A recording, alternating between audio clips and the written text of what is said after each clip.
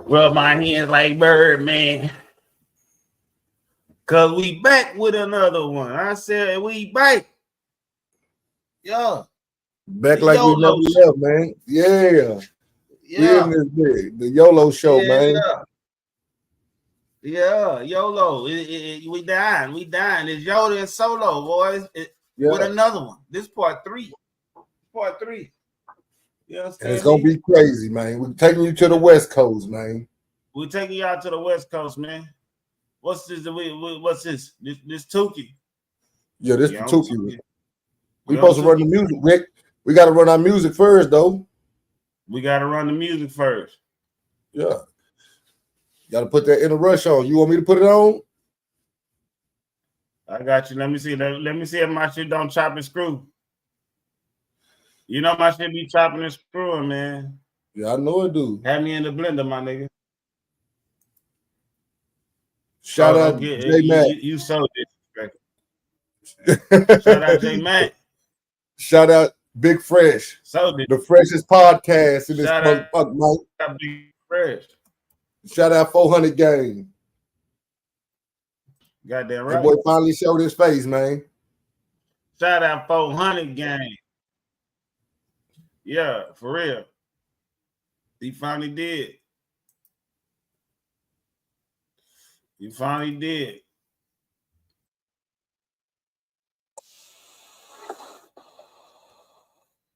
I didn't say to do that shit right now.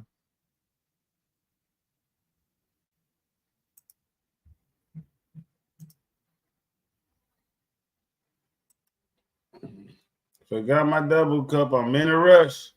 Lil bro, see the op. Hey, who's that? Daniel Berry. Shout out Daniel Berry in the chat.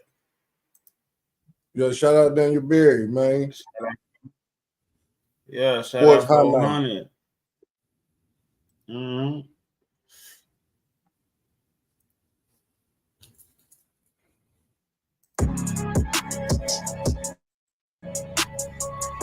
Shout out Ricky Rack. Shout out Ricky Rack. Hey. That's BT going crazy. Hey, OTM, say, I forgot my double cup.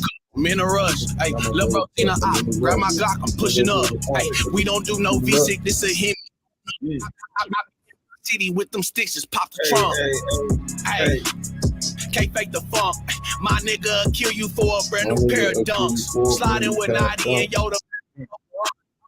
What up, Joe? What up? Just like a pun. Call me a blitz, I get it as hit. Not no kick and fuck by the bitch. Rob with the glitz, I shoot up the shit. Smoke my out to the op, get gone. Rob with the glitz, better get your zone. Got no love, that shit big gone. Taking off like a rocket. All them pussy niggas better stop it. Mad at me, I'm the hot top. I was for shit, I rock it. Used to be with the glitz, yeah, I don't line. Now I never put it down. Them player niggas around, milk this give me the run around. I'm popping. Them VVS can't stop me. Back your head if you think I'm playing, come try me. Ain't going back and forth. Them neck 5 shots to the bed to your chest. Let a fan try to play my neck. He got right there, that's on the set. Harvey Street, that's where I'm at. I got 6 in the chest. Lil B, that nigga's a bitch. Did 5 years and sticks on the bitch. Ain't this game till your brother get hit. I'm popping perks till my op get hit. Popping perks till my op get hit. I'm popping perks till my op get hit. I'm popping perks till my op get hit. Bitch. Pussy. Bitch. Oh God. This ain't high school, I got this Glock all in my letter. Hey, niggas out here doing funny business, David Letterman. Hey, Sunday service, bitch, I get paid like the Reverend. Whoa. Can't talk without this Zate pipe, I need my medicine. Whoa. Can't do a show without it, so you know we got the medal. Can't take a picture with no guns, you know I got felony. Steady speaking on our name, shit gon' get your melon split. Hey. Niggas ain't gon' slide, they gon' hide when the beef come. Hey. Niggas steady talking about it, smoke, but ain't gon' be none. Whoa. I show you how to be a player, nigga, be a better. Let's go. Let me show you how to mix it up. I got the recipe. Let's go. Bitch ass niggas. I keep telling you niggas, this shit ain't over with. We still dropping this shit. We still pumping this shit. We still doing this shit. Quit playing with us. Oh,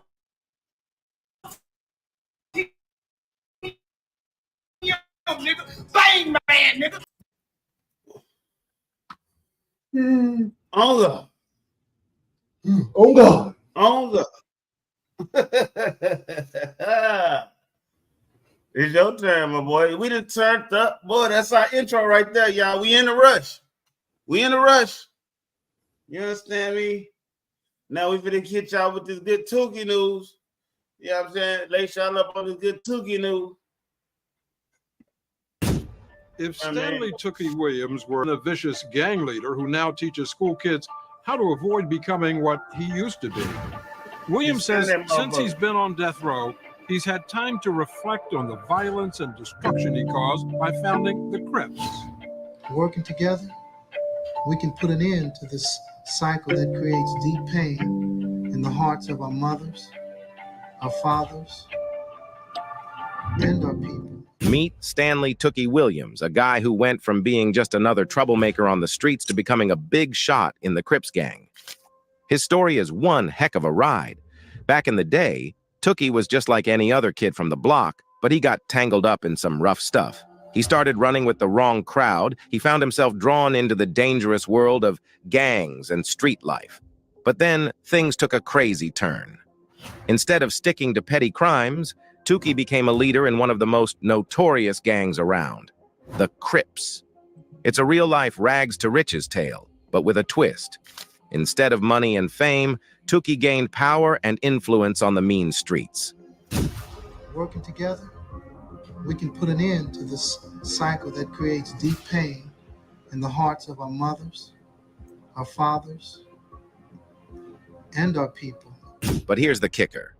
Tukey's story isn't just about crime and violence.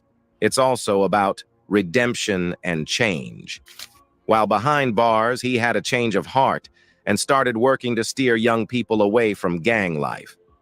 But because he's all three, an inmate on death row who teaches inner-city kids how to avoid joining gangs, and a nominee for the Nobel Peace Prize, his is a 60-minute story. Now, at age 50, Stanley Williams is literally trying to rewrite his violent history. So buckle up, folks, and get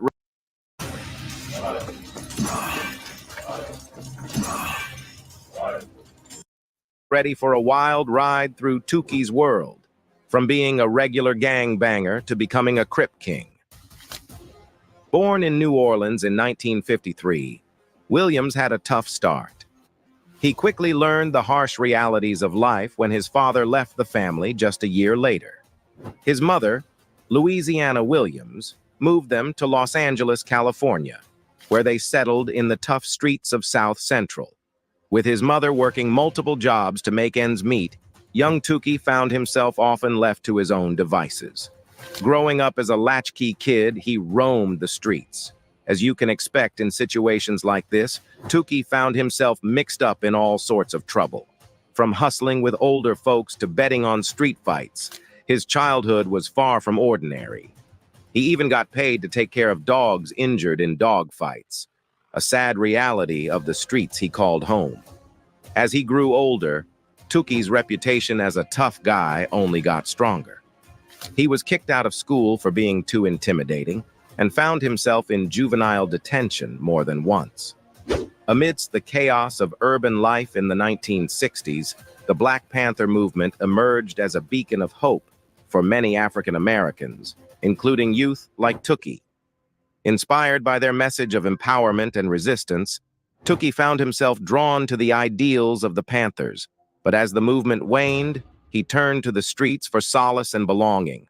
But the real trouble began when he was accused of a robbery he says he didn't commit. When he was just 15, Tukey got caught stealing a car and was sent to a place called Los Padrinos Juvenile Hall. While there, he got into weightlifting and became stronger. By the time he was out at 17, he was a force to be reckoned with. After his release, Tukey met Raymond Washington, who had heard about Tukey's toughness. They decided to team up and form a bigger gang called the Crips. At first, they wanted to protect their neighborhood from other gangs and the police. In an interview with Vlad TV, an original WS Crip member and a co-founder of the Ep.3 gang, Melvin Farmer, talked about how the Crips gang started. Raymond and them came over there, got into it with Tukey and them, and he was coming home on the weekends. They scheduled a meeting at St. Andrews Park, and that's when the Crips start forming. East Side, West Side, Compton. Obviously, things didn't go as planned. The Crips grew too big and too violent. They started fighting other gangs instead of protecting their community. Soon, they were the most feared gang in town. Tookie's Crips recruited heavily, challenging other gang leaders to fights. Many gangs joined them, but some resisted. These resistant gangs formed their own alliance called the Bloods, becoming the Crips' biggest rivals. Today, there are about 150,000 gang members in the Los Angeles area, split between the Crips and their rivals, the Bloods. So far, at least 5,000 lives have been lost, all because of a decision made by Tookie and Washington as co-founders of the Crips gang. But as the Crips expanded their territory, so too did their list of enemies. With power came consequences. Tookie found himself constantly in the crosshairs of rival gangs and the police, who blamed him for every crime in the city. In an interview with a source during his imprisonment, he said, "I was always known for being a fighter. When I was beating people, I would make sure they knew it was Tookie who was hitting them. I was a megalomaniac and wanted my gang to be the biggest in the world. At first, it was all about fighting, but then the Crips became too big to fight, so the other gangs started shooting."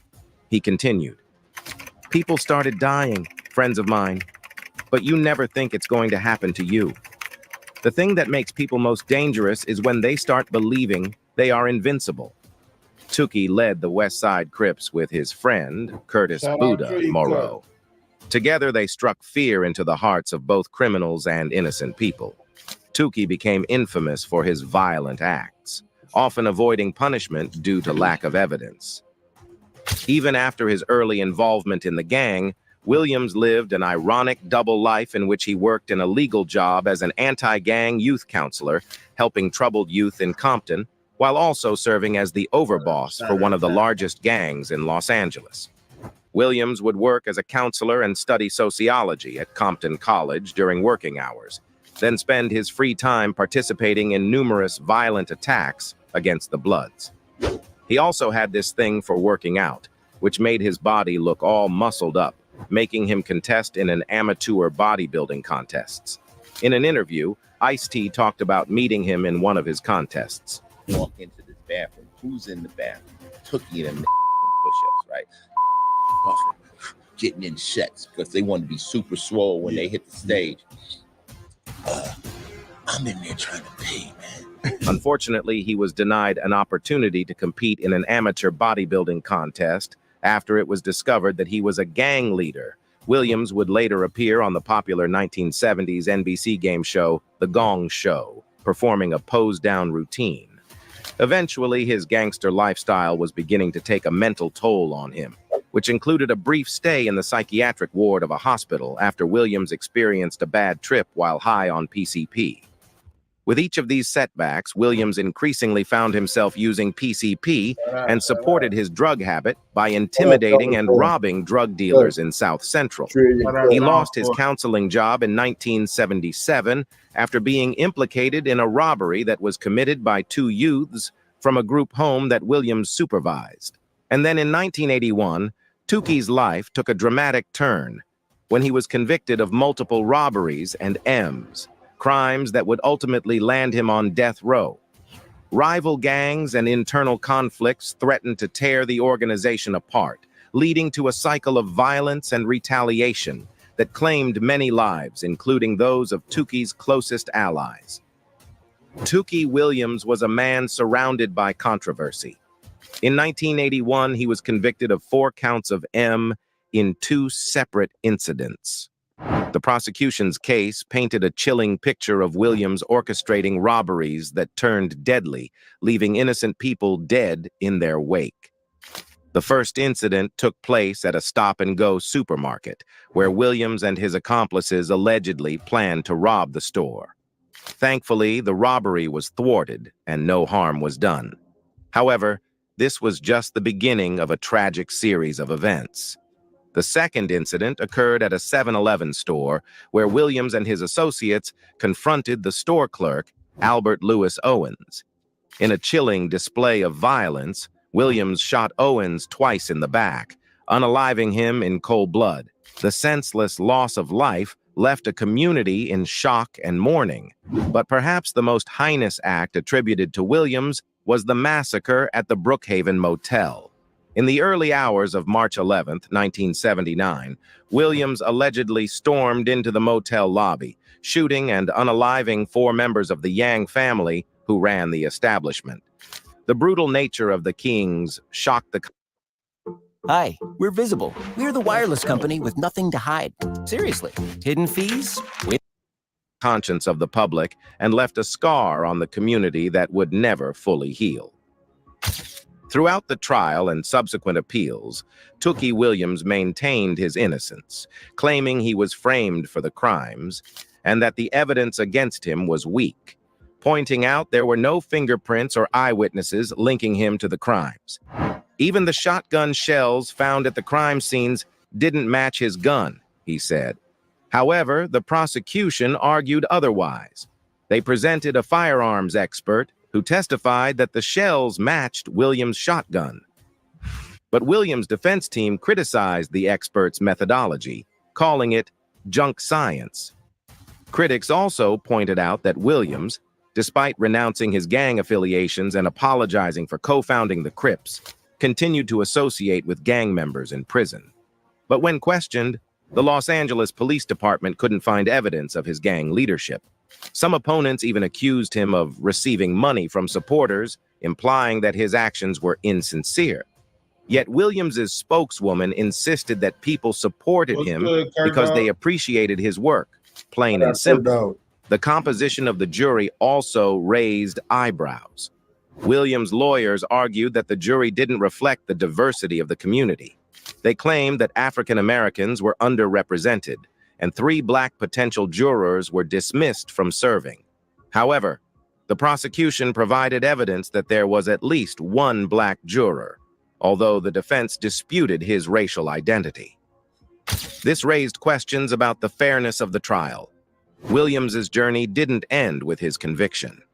He spent years in San Quentin State Prison, where he was involved in violent incidents, leading to 6 years of solitary confinement. Then, in 1988, he was stabbed in the neck by another inmate, causing serious injuries. At first, he continued his gang life within the prison walls, but it appeared he soon came to see the error of his ways. Williams showed signs of change. He hadn't violated any rules since the late 1980s, according to John Boxer Mendoza, a former high-ranking member of the Nuestra Familia. He was incarcerated at that time. Stanley Tookie Williams was at this particular prison, right? Yes, he was. Did you know each other at all? He was my neighbor over. Tookie was a good dude. This transformation caught the attention of many, including those who advocated for his clemency. In another interview, he said, "It didn't happen overnight. There was no epiphany. It took 6 years of solitary confinement, of soul searching, to realize what I had become and that I didn't want to be that person anymore." Soon afterwards, he began his anti-gang work. "The part I love most is working with young people. That's the absolute highlight of my day." Yet even in the face of death, Tookie refused to succumb to despair. Behind bars, he found solace in religion and redemption. During his time in prison, Tookie underwent a transformation. He renounced his past life and became an advocate for peace. He even reached out to rival gang members, urging them to put aside their differences and work towards peace. Together, we can put an end to this cycle that creates deep pain in the hearts of our mothers, our fathers, and our people. At the age of 50, Williams rewrote his life story from his prison cell. Despite his past as a gang leader, he went on spreading a message against violence and gangs. He wrote 9 books for kids, warning them about the dangers of gangs, drugs, and prison life. Even on death row, he was using the internet, TV, and radio to share his message. Don't join gangs. I turned my life around, and you can too. What was remarkable then was that schools were inviting him to talk to students directly, even from death row. Well, of course, through a phone. Particularly in places where gang violence hits closer to home for many students. Some had lost friends to shootings. Those students, having read Williams' book, were eager to ask him questions. Hi, my name is Marianne. Hello, Marianne. Hey, my question is, your book talks about transformation. How do we know it's sincere? My work speaks for itself. It took years and years for me to experience a change. I started off reading a lot. It opened up a new world for me, and in time, I developed a conscience. His efforts garnered international attention, earning him nominations for the Nobel Peace Prize and sparking a debate over the nature of justice and rehabilitation in America's criminal justice system. The Nobel Peace Prize isn't awarded for what your past is like. You don't have to have an unblemished past. It's awarded on the basis of, have you made a contribution towards peace? And that, I think, is what is true of Stanley Williams. But despite his efforts at redemption, the debate over Williams' case extended beyond the courtroom. It sparked discussions about the justice system, rehabilitation, and redemption. Some believed he deserved a second chance, pointing to his efforts to denounce violence and promote peace. Others remained skeptical, questioning the sincerity of his change. Stanley Williams is no Mother Teresa. What do you think he's trying to accomplish with these books? Well, I think that all of this is all part of his way of attempting to escape the executioner. However, the evidence presented in court seemed to point overwhelmingly towards his guilt. Eyewitness testimony, forensic evidence, and Williams' own actions seemed to paint a damning picture.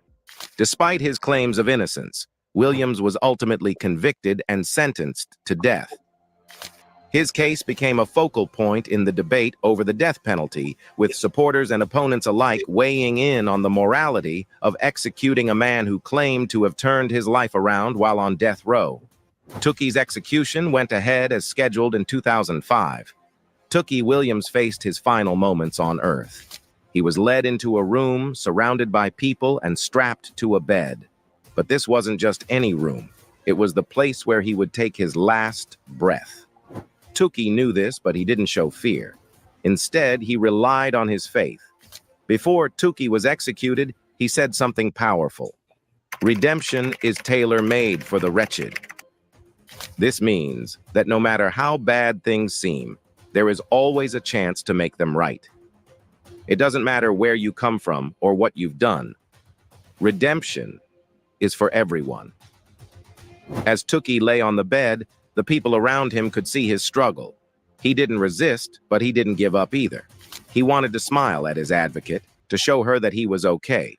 Beckney, Williams' advocate, reported that prior to Williams' arrival in the death chamber, he had promised her that he would find a way to lift his head and smile at me at some point during his execution, no matter what was being done to him. And that is exactly what he did. Even though the process took longer than usual, Tookie remained calm. Although CNN reported the staff had difficulty inserting the needles and the usually short process took almost 20 minutes, Tookie showed no resistance, shedding only a single tear as he passed away. In the aftermath of his death, Tookie's supporters vowed to continue his fight for justice, determined to prove his innocence. His body was laid out for viewing, drawing thousands of mourners who came to pay their respects. A memorial service in Los Angeles brought together people from all walks of life, from former gang members to celebrities and religious leaders. But perhaps the most important moment came when Tookie's ashes were scattered in a lake in Thokoza Park, in the city of Soweto, South Africa, fulfilling his final wish. As his voice echoed through the church during his funeral, urging others to avoid the destructive path he had once walked, it became clear that Tookie's legacy was one of redemption and hope. Today, Tookie is remembered not only as a street legend, but also as a man who dared to defy expectations and strive for a better future. His story serves as a reminder that no matter how far one may fall, redemption is always within reach for those willing to seek it, and that even in the darkest of times, there is always hope for a better tomorrow. And that's all for today. Until next time, peace out. Monday.com is the ideal. See, a lot of people don't know that side, though. Yep. Yeah, a lot of people, that's the side that people don't be showing, man. They only show, you know what I mean? Y'all only showing the bullshit side, bro. Y'all never want to show the good side, bro. And this is why we bring this shit to you. They want to keep the bad side shown. Keep the bullshit going on, but they don't want to say how he was trying to make peace before he left. Peace. They don't talk about the bullshit. Of course, the bullshit is what sells. Yeah, Tookie did do some good shit, bro. Because of the skin he in. He did some gangster shit. And he did, and he did a lot of wrong. You know what I mean? He did a lot of wrong, but in a sense he changed though, bro. You know what I'm saying? He never said that, you know what I mean? He was perfect and shit. We seen the shit that he did. But shit, at the same time, it's like when niggas start to change, goddamn.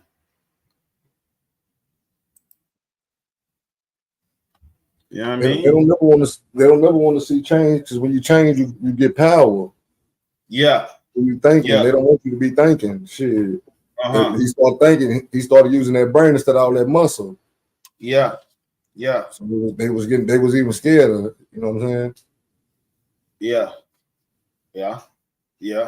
They did not want him to do that. They rather just, like you say, they rather just him use his muscle. You just get on niggas' asses. You know what I'm saying? Put niggas down. Terrorize the community. That's all we want you to do is terrorize the community. You know what I mean? Same shit they trying to pay. Larry Hoover, he locked up. People been trying to get him out. You know what I mean? Yeah, because that's a smart brother. They know it. They don't want him out. He too smart. And then he's sitting there doing nothing but reading. He getting smarter. Shit. Yeah. That's why they trying to keep him in there. Yeah. They feel like he gonna unite some shit and take over some shit. Yeah, for real. 1,000 Jet. Y'all see that, man? Yeah, man, for real. You know what I mean? Yeah, this man. one here, this one here gonna be about Huey P. Newton. Yeah, Huey P. Newton. We're going to the Black Panther side right now, man. We're going to the Black Panther side. Hole. You know what I'm saying? You know what I mean? Give you a little bit of everything. Yeah, we're gonna give you shout out J. Cool, shout out Mr. Mike, shout out Kurt Dog, shout out Ever. Shout out J. Cool, shout out Mr. Mike, shout out Ever, shout out Judge, shout out Hankin TV, 400, Kurt Dog, all y'all in. Shout out to the chat. Yeah, everybody in the chat. Yeah, for fucking with us, man, and kicking it with us, man. Appreciate y'all guys. Without y'all, it ain't no us. Facts. You know what I'm saying? Y'all keep on supporting. We're gonna keep dropping these gems, man, on y'all head, man. They can't feel what they feel what they can't control. Absolutely. They do feel what they can't control. As soon as a nigga start waking up, that's when they gonna come knocking nigga down. As long as you on that fuck shit, it's all good. As long as you on that fuck shit, it's all lock you up and everything. Yep. You see what they did to a lot of them young brothers that been on YouTube, taking them niggas out, making charges of them niggas, all kind of shit. Yeah. Facts. You know what I mean? Steady, my nigga. Steady. Taking a nigga down. Can't wait to take a nigga down. For real. Shout out Carl. Man, shout out Carl. You know what I'm saying? My boy the belt. Shout out Carl. Belt gang, nigga. All right, we can go ahead and get into this one. In the heart of Oakland, California, a man who epitomized the turbulent era of civil rights and revolutionary activism left an indelible mark on history. Huey Newton, a co-founder of the Black Panther Party, was a charismatic leader whose unwavering commitment to racial equality and social justice stirred the souls of many. From his fierce advocacy for Black empowerment to his profound intellectual pursuits, Newton's life was a roller coaster of triumphs and tragedies. In this documentary, we journey through the extraordinary life of Huey Newton, a visionary, an icon, and a symbol of defiance in the face of oppression. Huey Newton was born in Monroe, Louisiana, 1942, right during World War II. His parents, Amelia Johnson and Walter Newton, were sharecroppers and Baptist preachers. They named him after Huey Long, who used to be the governor of Louisiana. Now, Monroe is in Ouachita Parish, and unfortunately, that place has a long history of violence against Black people, going all the way back to the Reconstruction era. According to a report from 2015, there were 37 documented cases of Black people being lynched in that parish between 1877 and 1950, making it one of the counties with the highest number of lynchings in the southern United States. Given all the violence they faced, the Newton family decided to move to Oakland, California, as part of the second wave of the Great Migration, a movement of African Americans leaving the South in search of better opportunities and to escape the harsh treatment they endured. Life wasn't easy for the Newtons, though. During Newton's childhood, they were quite poor and had to move around a lot within the San Francisco Bay Area. As a teenager, Newton had a few run-ins with the law. He got arrested a couple of times for things like gun possession and vandalism. It wasn't the best path to be on, but he managed to turn things around later in life. Growing up in Oakland, he felt this sense of shame about being Black. But as we go on, you'll see that despite all the challenges and adversities he faced, Newton went on to become an important figure and made a significant impact on the civil rights movement. After high school graduation in 1959 from Oakland Technical High School, he went on to attend Merritt College. There, in 1966, he earned an Associate of Arts degree. During his early adult years, Newton found Plato's Republic to be a highly influential work. In fact, during the trial for the killing of Officer John Frey, he mentioned to the court that he had actually learned to read by studying the Republic. In his autobiography called Revolutionary Suicide, he talks about how he began questioning what was happening not only in his own family, but also in the community around him. While studying at Merritt College in Oakland, Newton became quite involved in Bay Area politics. He joined the Afro-American Association, AAA, and became a prominent member of the Beta Tau chapter of the Phi Beta Sigma fraternity. He even played a role in getting the college to adopt its first African-American history course. It was through the AAA that Newton had the opportunity to learn about Black history from Donald Warden, who later changed his name to Khalid Abdullah Tariq al-Mansur. At first, Newton found Warden's ideas compelling, but later on, he came to the conclusion that Warden's solutions didn't actually work. In his autobiography, Newton expressed his skepticism, stating that the mass media gave Warden exposure for a specific reason, to mislead people away from the truth of their situation. During his time in college, Newton was an avid reader. He delved into the works of influential figures such as Karl Marx, Vladimir Lenin, Franz Fanon, Malcolm X, Mao Zedong, Emil Durkheim, and Che Guevara. Their writings and ideas significantly impacted his worldview and political beliefs. At Merritt College, Newton crossed paths with Bobby Seale, and their chance encounter led to the founding of the Black Panther Party for Self-Defense, BPP, in October 1966. Seale became the chairman, while Newton assumed the role of Minister of Defense, based on their casual conversation. The Black Panther Party was a left-wing organization that advocated for the right of self-defense for Black individuals in the United States. Malcolm X played a crucial role in shaping the beliefs of the Black Panther Party.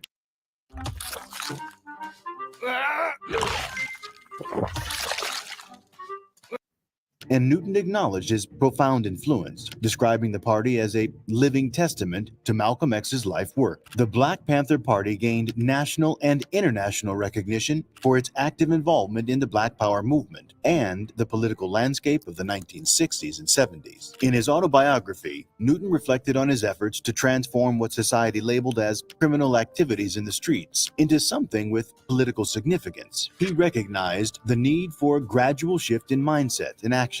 He aimed to redirect these daily activities for survival toward meaningful community actions. However, over time, the illegal activities of a few individuals within the Black Panther Party started overshadowing the impactful social programs they were involved in. This mischaracterization caused them to lose some support within Black communities and among white individuals. Newton and the Panthers initiated various social programs in Oakland, making a positive impact on the community. One notable endeavor was the establishment of the Oakland Community School, which provided high-quality education to 150 children from underprivileged urban neighborhoods. They also launched the Free Breakfast for Children program and other initiatives that offered activities like dances for teenagers and martial arts training. According to John George, a supervisor in Oakland County, Newton remarkably inspired social consciousness even in individuals associated with street gangs. However, in 1982, Newton faced allegations of embezzling $600,000 of state aid intended for the Panther-founded Oakland Community School. The accusations of embezzlement led to the dissolution of the Black Panther Party. 6 years later, in March 1989, the embezzlement charges were dropped, and Newton pleaded no contest to a single count of cashing a $15,000 state check for personal use. He received a sentence of 6 months in jail and 18 months of probation. In mid-1964, Newton was convicted of assault with a deadly weapon for stabbing Odell Lee multiple times with a steak knife. He served a 6-month prison sentence.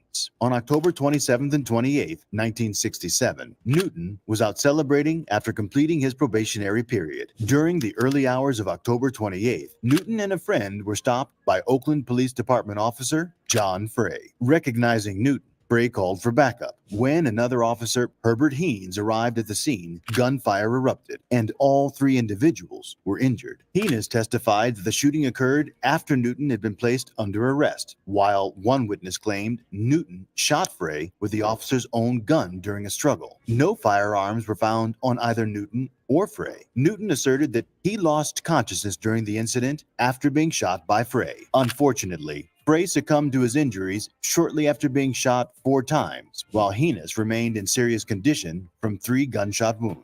David Hilliard, a Black Panther member, took Newton to Kaiser Hospital in Oakland, where he was admitted with an abdominal gunshot wound. Newton was handcuffed to his hospital bed and arrested for Frey's killing. Upon arrival, Newton requested treatment in an agitated state, and he was administered a tranquilizer to calm him down. In September 1968, Newton was convicted of voluntary manslaughter for killing Frey and received a prison sentence of 2 to 15 years. However, in May 1970, the California Appellate Court overturned the conviction and ordered a new trial. Following 2 subsequent trials resulting in hung juries, the district attorney decided not to pursue a 4th trial, leading the Alameda County Superior Court to dismiss the charges. In his autobiography, Revolutionary Suicide, Newton claimed that Heenes and Frey were shooting at each other from opposite directions during the shootout. Following his arrest on October 28, 1967, Newton pleaded not guilty to the murder of Officer John Frey. The Black Panther Party wasted no time in mobilizing a coalition to rally behind Newton and advocate for his release. In a significant show of support, the Peace and Freedom Party, a predominantly white anti-war political organization, joined forces with the Black Panther Party in December. This alliance served a dual purpose. It provided legitimacy to Newton's cause and enhanced the credibility of the party among more radical activists in the community. Under the joint leadership of the Black Panther Party and the Peace and Freedom Party, a powerful demonstration occurred on February 17, 1968, coinciding with Newton's birthday. Around 5,000 protesters gathered in Oakland to express their solidarity with Newton. This event garnered widespread attention from international news organizations, greatly elevating the profile of the Black Panther Party. The phrase "Free Huey" became a rallying cry for the movement and appeared on buttons and t-shirts. Kathleen Cleaver, a prominent member of the Black Panther Party, emphasized that the Free Huey campaign aimed to position Newton as a symbol representing the party's core values, effectively creating a living martyr. As the trial began on July 15, 1968, it quickly transcended the individual case of Newton and evolved into a politically charged movement with racial undertones. Over the course of 2 years, encompassing Newton's original trial and subsequent appeals, the coalition steadfastly supported him. Finally, on August 5, 1970, the charges against Newton were overturned, and he was released from custody. The unwavering support from the coalition played a crucial role in achieving this outcome. After being released from prison, Newton got this invitation to visit China. But here's the interesting part. Newton decided to beat him to it and visit China first when he learned President Nixon planned to visit China in 1972. In late September 1971, Newton and his fellow Panthers, Elaine Brown and Robert Bay, embarked on the trip. By the time Newton's plane touched down at a Chinese airport, he was met by thousands of enthusiastic people waving copies of the Little Red Book and holding signs that said things like, We support the Black Panther Party, down with U.S. imperialism, or we support the American people, but the Nixon imperialist regime must be overthrown. During his stay, the Chinese arranged some pretty important meetings for Newton. He got to have dinner with ambassadors from North Korea and Tanzania, and delegations from North Vietnam and the Provisional Revolutionary Government of South Vietnam. Newton was hoping to meet Mao Zedong, the chairman of the Chinese Communist Party. But instead, he had two meetings with the Chinese premier, Zhou Enlai, and Mao's wife, Jiang Qing, joined in on one of the meetings.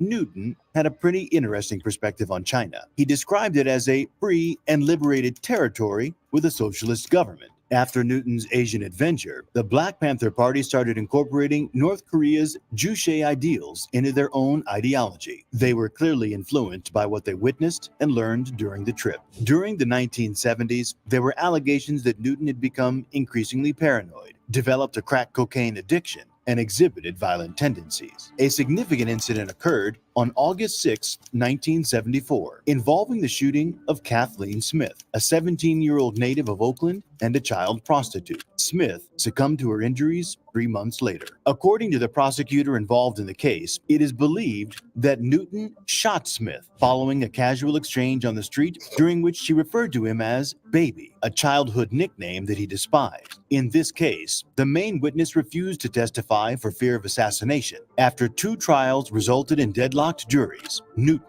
was not convicted of the shooting. There are also reports of Newton assaulting his tailor over a disagreement about the price of a suit. In 1974, Newton was arrested for striking the tailor with a pistol.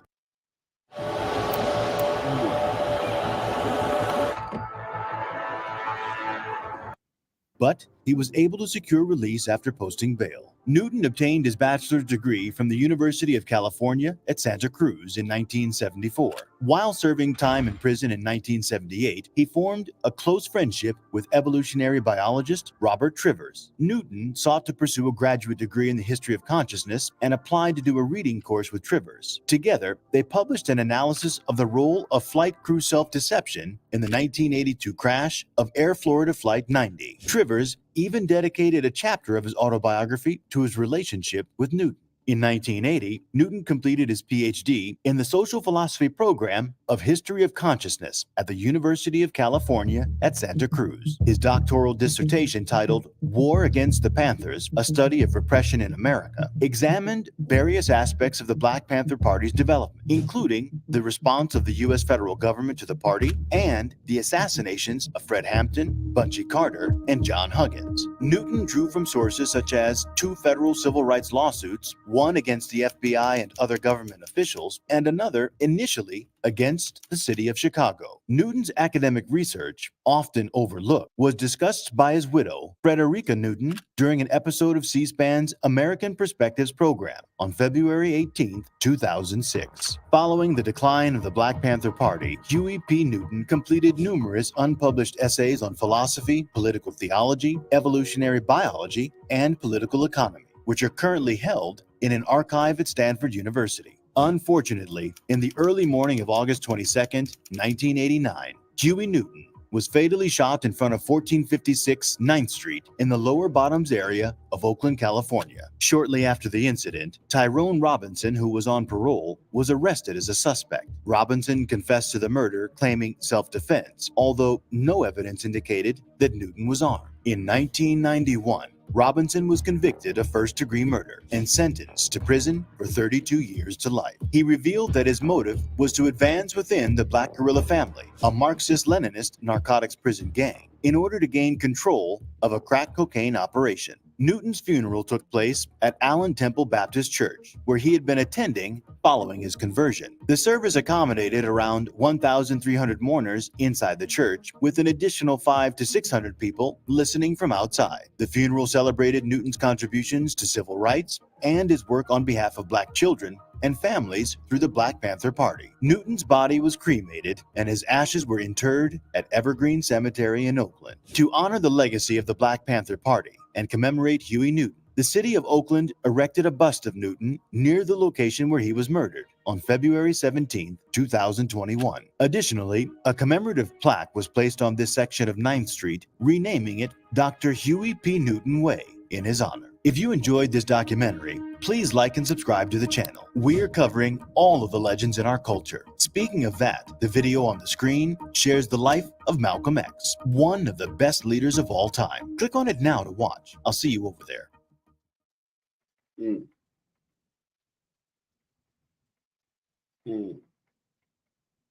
This is the thinnest armor ever.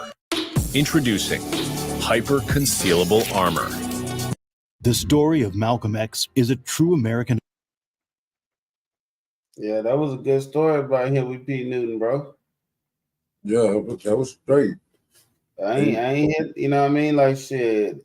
I ain't know all that shit about him. I ain't know he went to China and all that shit. Mm-hmm. Yeah.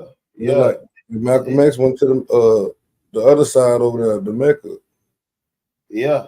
He went to the other side. They got this one right here. You want to watch this one too? No, I'm putting just save it to my thing. Yeah. Okay, yeah. The they gotta watch that one too, though. I ain't gonna even cap to you. And that Malcolm X, that look live though. Yeah. Huey P. Newton was a prominent figure in the Black history that we don't hear about. We don't never hear about people say Huey P. Newton, bro. You know what I'm saying? Like we hear Malcolm X, we hear Martin Luther King, but we don't hear the Fred Hamptons, the Bobby Seals, the the Huey P. Newtons. We don't hear them, bro. They don't shine light on them like that, bro.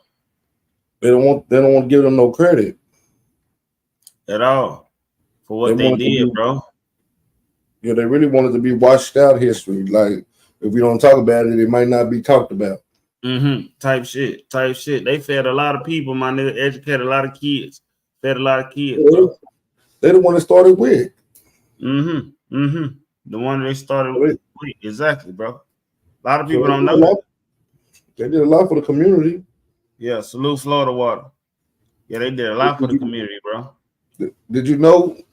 Shout out Florida Water. Did you notice that him and Tukey both came from Louisiana? They both went to the West Coast. Both of them niggas. They both in the second Great Migration, huh? Yep. And the Great Migration was when the blacks left the South to go to places like in California, right? Yep. They say they went to places like California. Was it Chicago? New York, Detroit. They were trying to get the hell away from the South. What the hell they were trying to do? They got the hell away from the South. And I think that happened. That was just the first. I mean, that was the second one. They had one before then. They went somewhere else before then.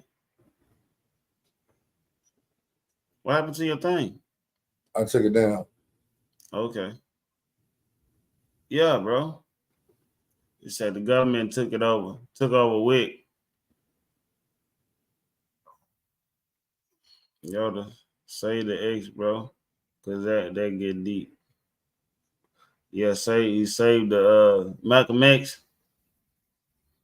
That should get deep. But we're gonna give them that. We're gonna give them deep dives. You know what I mean? We gotta give them deep dives, man. You know what I mean? About these different figures that people don't know about, and you know what I mean? This lost history that we have that we don't speak on. You know what I mean? We gotta have this shit. You know what I mean? Before the bullshit, really, bro. Honestly. You gotta feed the people what they want, what they need. Fuck what they want, what they need. Gotta feed the people what they need. People need to hear this. They need to see this shit, type shit. We gotta go dig this type of shit. It ain't all bad. It ain't all bad. That's the reason why it's hidden. You know what I mean? For real. Yeah, R.I.P. Fred Hampton. Another FBI assassination. You know what I'm saying? They assassinated Fred Hampton. We seen that. Now we finna go to what's this? Who this? T. Rogers. T. Rogers. Black Peace Stone. We finna take y'all to the Whoop Nation, man. Yeah. The man who founded the California Black Peace Stone Bloods. Could take y'all down through there.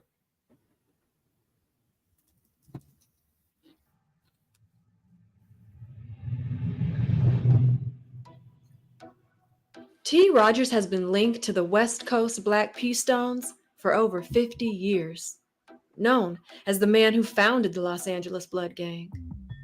But what most people get wrong when bringing up the name T. Rogers is that a blood gang is not what he intended to create. What he wanted was an organization with rules, regulations, and a street code. But as time went on and new generations stopped following the codes that were set in place, his organization changed. So T. Rogers changed too. T. Rogers was born on December 12, 1956. His early childhood years were spent on the south side of Chicago, Illinois. In the 1960s, Southside Chicago was considered one of the most dangerous areas in the city. Widespread unemployment and poverty had destroyed what used to be middle-class neighborhoods, and gangs took over streets and communities. T. Rogers learned about the streets at 7 years old, taught by older kids from his neighborhood. And by the age of 9, he was a member of Chicago's Black Stone Rangers. Formed in the late 1950s by teenagers Jeff Fort and Eugene Harrison, the Black Stone Rangers started out as a group of young men wanting to protect themselves from gangs on Chicago's South Side. But the Black Stone Rangers didn't consider themselves a gang. They were a community organization. There was a president, a vice president, even a spiritual advisor. But over time, as membership grew, the Black Stone Rangers evolved into more of a gang than a community organization. The Rangers' influence spread to other gangs on the South Side, who eventually joined them. And together, they became known as the Ranger Nation. Yeah, I know he came from Chicago. And by the late 1960s, the Ranger Nation had become Black P. Stone Nation, ran by different gang leaders called the Main 21. The Main 21 is who gave 13-year-old T. Rogers permission to start a Black P. Stone Nation set in Los Angeles, California. T. Rogers and his family moved to Los Angeles, California in 1969, moving into the LA neighborhood known as the Jungle. Nicknamed the Jungle in the 1950s because of the area's tropical trees and landscaping, the Jungle was once an exclusive Black middle-class neighborhood. But this exclusive neighborhood was not new to gangs. The Jungle Boys had been claiming the jungle as their territory for years before T. Rogers got there. But with T. Rogers' arrival came the Black P. Stone Nation. The change from the Jungle Boys to the Black P. Stone Nation didn't happen overnight. It started with T. Rogers meeting other kids from the neighborhood. He started sharing with them the knowledge and philosophy of the Black P. Stones and began recruiting them to become members of the Stones Nation. While attending Dorsey High School, T. Rogers recruited more members. Then those members recruited members. And within a few years, the West Coast Black P. Stone Nation had numbers in the hundreds. They also became blood affiliated. But T. Rogers never intended to start a blood affiliated gang. Same as the founders in Chicago, T. Rogers was recruiting to build a community-based organization who would better protect their neighborhood. It was never about being a gang. But even as the Black P. Stones evolved into an LA blood gang, T. Rogers continued holding all of its members to the original philosophy of the Black P. Stones. There were rules, such as Black P. Stone members were required to talk, not fight through their disagreements. Members were also not to rape women or mistreat their elders. And there was a street code. It stated that there was to be no shooting of innocent people, no drive-bys on rival gangs, and no killing between other blood sets. Still a teenager, T. Rogers, who was a natural leader and teacher, taught that being organized with a street code meant the Black P. Stones would be better at controlling conflicts with enemies and better at stopping violence in their neighborhood. But by the mid-1970s, Crip and Blood gangs had expanded all throughout Los Angeles with new generations of members. who didn't follow the same street code. Gangs grew bigger and more vicious, and the streets got more violent. And as issues developed between the Black P. Stones and rival gangs, T. Rogers found himself in the middle of the violence that comes with being a gang member. In the middle of fights, gang wars, and shootings, and by the time he turned 18, he had been shot 4 times and stabbed twice. By 1975, gangs weren't just protecting their neighborhoods, they were killing each other. And T. Rogers was ready for a change. Tired of seeing people losing their lives, T. Rogers decided he wanted to start saving lives. They walked him into an alley. Shout out Big Fresh. Set him on fire. He rolled around and put himself out. They beat him up again. They set him on fire. They put a carpet over him. Took a 45 automatic, put his knee on his back, and shot him in the back of the head twice. Boy, 15 years old. So he created Sidewalk University, a Los Angeles-based gang intervention program. Through counseling and workshops, Sidewalk University classes gave gang members the tools to make life choices for themselves that didn't involve gang violence. In 1988, T. Rogers was contacted by NFL Hall of Famer Jim Brown, who had also started a gang intervention program called the AmeriCAM program. Our program deals with certain components. One of the components that we deal with is peace. It is a bonding of Black men who have stood up and came together. And when they came together, peace has happened to be one of the things on the agenda. T. Rogers became a national spokesperson for AmeriCAM, a program that not only taught life management skills, but also actively worked in the streets to make peace between warring gangs. We've always wanted peace. He doesn't want to go to jail. He doesn't want to die. But through the uprising, through the rebellion, we've got a chance to say, hey, look, we came together under this cause. We can make this thing work. And in 1992, with the combined efforts of the AmeriCAN program, local activists, and LA gang members, a citywide gang truce and peace treaty was established, with several LA gangs agreeing to a ceasefire. This peace treaty successfully reduced gang violence in Los Angeles for years. While working to promote peace in the city, T. Rogers became one of the leading gang experts in Los Angeles. Often referred to as a gangologist, he trained teachers in schools how to deal with gang members. He worked with city officials to develop gang education programs. And he's been quoted in almost every news article referencing gangs and gang violence in LA since the 80s. T. Rogers wasn't only known for his work in the streets.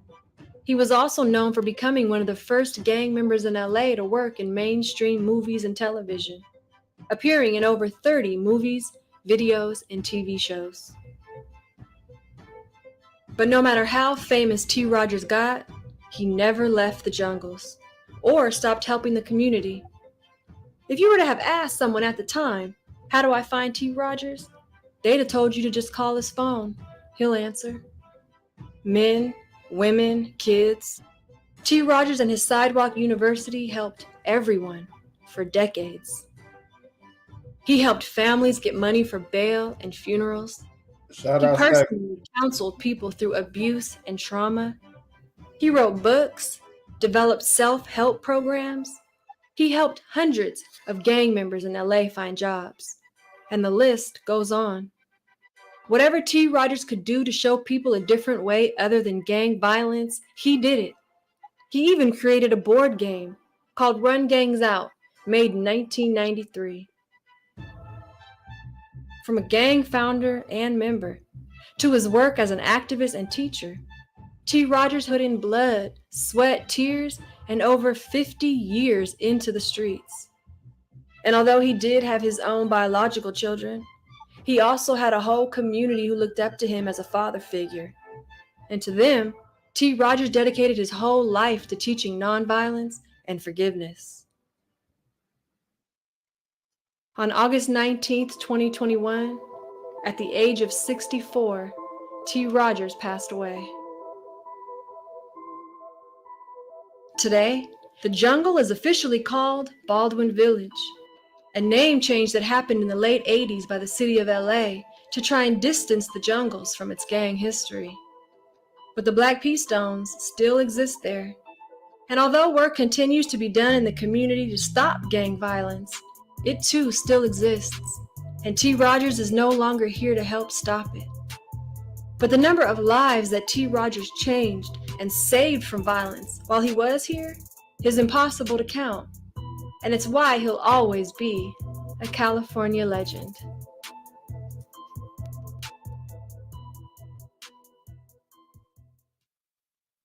Okay. Building your online business. Okay. You know what I'm saying? So T. Rogers just died not too long ago, 3 years ago. 21, 3 years ago. Yeah, 3 years ago. He died not too long ago. And he did a lot of shit. I didn't know he was in Colors and in 21 Jump Street in 89. Shit like that. A lot of movies. Yeah. So see, this is shit that we don't talk about. This is shit that we don't know. They mention T. Rogers, nigga. We think about the gang part of it. We think about him forming Black P Stones. We don't think about the gangs and the sidewalk university and things like that he created to prevent these things from happening and kids harming kids, and he was trying to stop that shit too at the same time, just like Tuki. You know what I'm saying? Shit, these guys is a real stand-up man, bro, that was trying to really save the community, bro, and the people that was in it. We all live and learn, they made mistakes. Mm-hmm. Once they got older, they seen the mistakes they made, they try to fix it. Mm-hmm. So they owned up to their mistakes, Yeah. The white man ain't gonna never let you live that down, though. Yeah. For real. They're not gonna really let that leak out. You know what I'm They gonna saying? keep all the bad shit out. They gonna let the good shit leak out. We gotta really search and go grab this type of information and present this shit to people. Or been part of that history where you can talk about it. You know what I'm saying? Absolutely, bro. That type of shit is real. Man. I'm just glad that we able to get the people that, you know what I'm saying, for real, find these videos and give these people this type of shit, you know what I mean, that they want, you know what I mean, or that they need, you know what I mean. It's good shit. I'm enjoying this shit. I ain't gonna even lie, sitting back and watching this shit because I'm watching this shit for the first time, just like y'all. Shit, I'm sitting back. My mind blown too. Shit, no dig. Some of them I seen. I ain't gonna say I seen them all. I be watching all kind of shit. Yeah, but I ain't seen these. I ain't gonna even cap. I ain't seen these. Oh, we on GDs? Yep. Ladies and gentlemen, I'm Tommy G, and today we get an inside look into the GDs. GD folk, GD folk, GD folk, GD folk, D-side folk, D-side folk. I got all my D, got in my bed. Beefing about a bitch, oh, that she said. I felt like breaking out this shirt. Yeah, man, that's the official 6 Block Taliban Big Dogs Got an ET shirt. The origin story of the Gangster Disciples takes us to Chicago in the 1960s during an era of civil rights and social unrest. In 1964, 13-year-old Larry Hoover joined a small gang called the Supreme Gangsters. This crew beefed with a group called the Black Disciples, a squad led by a man named David Barksdale. After a 5-year gang war, the two groups announced a ceasefire, and under the leadership of Larry Hoover, these two groups united to form the Gangster Disciples. Growing quickly, they recruited heavily from jails and prisons and eventually established themselves in many states around the country. Supporters of the Gangster Disciples say that GDs are a community group that focus on growth and development of their members, and that important to the group is community service and doing things like feeding the homeless and doing back-to-school drives for the kids. However, the U.S. Department of Justice says that the Gangster Disciples and their 30,000 2,000 members nationwide, are a criminal enterprise involved in racketeering, the sale of narcotics, and violent activities. I head to Kansas City, Missouri to attend a regional cookout of the Gangster Disciples and tap in with rapper Young Blue as my guide for this journey. Let's hit the streets. Today, folks, we're going to be taking an inside look at the Gangster Disciples, which feels crazy to even be saying that we're going to be doing that, talking to folks and learning what it's like to be part of the crew, part of the organization, what they stand for, what they're about. But I think in some way, everyone is part of a gang or wants to be part of a gang. And a gang has a bad connotation. Everyone wants belonging. They want tribe. They want brotherhood. Different people have different ways of building that. I had a big sense of that with my wrestling team in high school and college. I think it's lonely being a man in this world right now. Like when you're a grown-ass man, you graduate from high school or college, like your community shrinks. And I think being a man is a lonely experience for a lot of people. And I'm always interested in how people fight against that. So we're going to meet with a Kansas City chapter of the Gangster Disciple organization. So first stop, Young Blue spot. We're going to talk to the group, get a feel for them, meet them, and then we'll go to the big organization meeting. We'll see you there.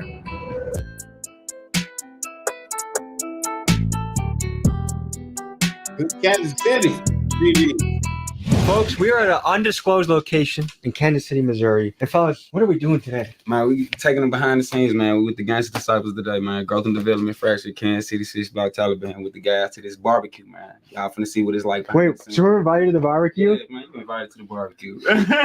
Yes. Okay, so fellas, what is happening today? Like, we have people around the country coming in, around the region. Man, Like, what's going on? We got a couple of different cities within Missouri coming. So we got St. Louis. We got a couple of our guys from Springfield. A couple of our little brothers from Warrensburg, Missouri. Got some guys from Charleston. You know what I'm saying? They coming out today, fellowship and politic and kicking. You did? Okay, and you guys are about to go to a meeting that we're not allowed to attend? Yes, most definitely. What the hell is that about? Why can't I come? Man, it's confidential information. Confidential. We don't have to give any classified information, but is there like a general theme you guys are covering today? We don't discuss that. Yeah, okay. Okay, so you have, like, this is like top secret information that only members have access to. Facts. So question, are you guys looking for additional members? And also, would you let white boys from Milwaukee join? Not looking for no extra members, and no. These fellas are going to take care of business. They're going to join them for a barbecue, ask some questions, have a good old time. Anything else to add to that, fellas? No, sir. No, sir. That's it. No, sir.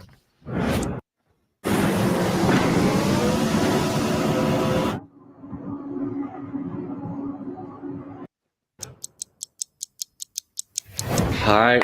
Moment of truth. They got done with their secret meeting. They summoned us. They said we can come by. So here we go. GD's Gangster Disciples. Let's talk to the people and see what they think about gangs. When you hear the word gang, what does that make you think? Gang can be anything in a group of people. Maybe violence. Usually it's gang violence. You usually think about that. Probably California. I mean, with all like your Hells Angels, Bloods, Crips, stuff like that. Gangs to me is a group of people coming together to establish some form of power. Have you ever heard of the Gangster Disciples? Of course. No. Yeah, that sounds familiar. I have not. Okay. I've heard the name, but I don't know exactly what it is. If you had a brother that said, hey man, I'm going to go join a gang, what would you think? I'd tell him no. Yeah? I'd ask him, well, what gang? Because, I mean, you have the chess club gang. I mean, it's, Depends on what the gang represents. I don't know. I don't know. I probably wouldn't be too happy with him. I would hope that he wouldn't be leading down that path where he felt he had to be in a gang like that. We're about to go to a barbecue with a bunch of Gangster Disciples. Any advice you got from me? I don't know. You know, good luck to you. Take care. Be careful. Show him respect, and you should be fine. Be respectful. How do you think my outfit is? Respectful. You look comfortable. Y'all brothers enjoy y'all day. We're debuting a beautiful shirt today. Big Dog's Got Eat. It was designed by a man that's been featured in Vogue, collaborated with Levi's. And I'm pulling out all the stops to give you guys good shit. So if you want to join my gang, Big Dog's Gotta Eat, TommyGMiggy.com. I'll see you guys there. We got blue, we got black, rock the gang. It's us versus mainstream media.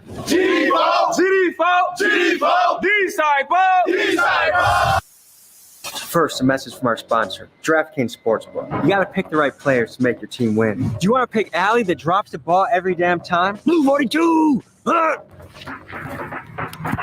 Gosh, Allie. Or do you want to be like Gracie, who comes in clutch like a champ? Touchdown! Yeah! If you're into sports betting, boy, does DraftKings have an offer for you. New customers that download the app and bet $5 get $200 in bonus bets instantly. That's fast. Use code BIGDOG when signing up to get this offer. Download the app on your phone today. Back to the video.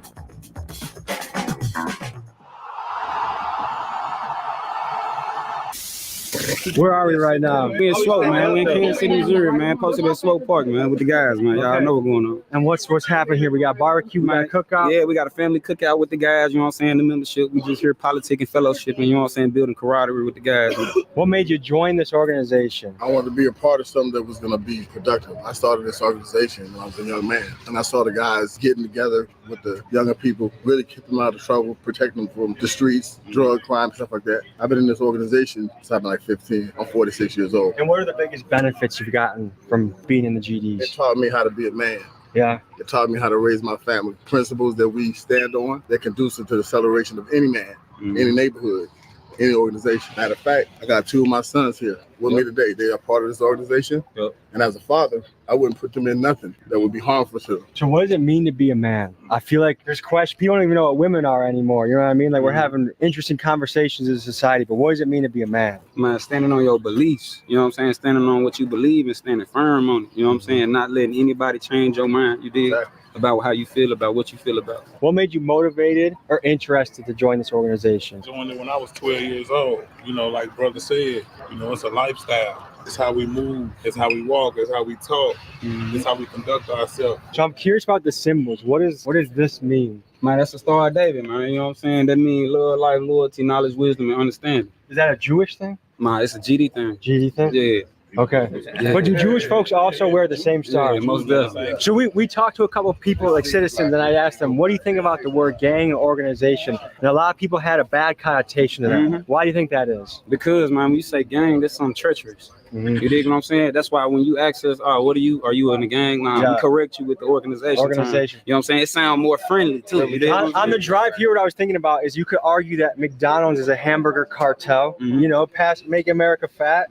You could say that Big Pharma is a drug gang organization.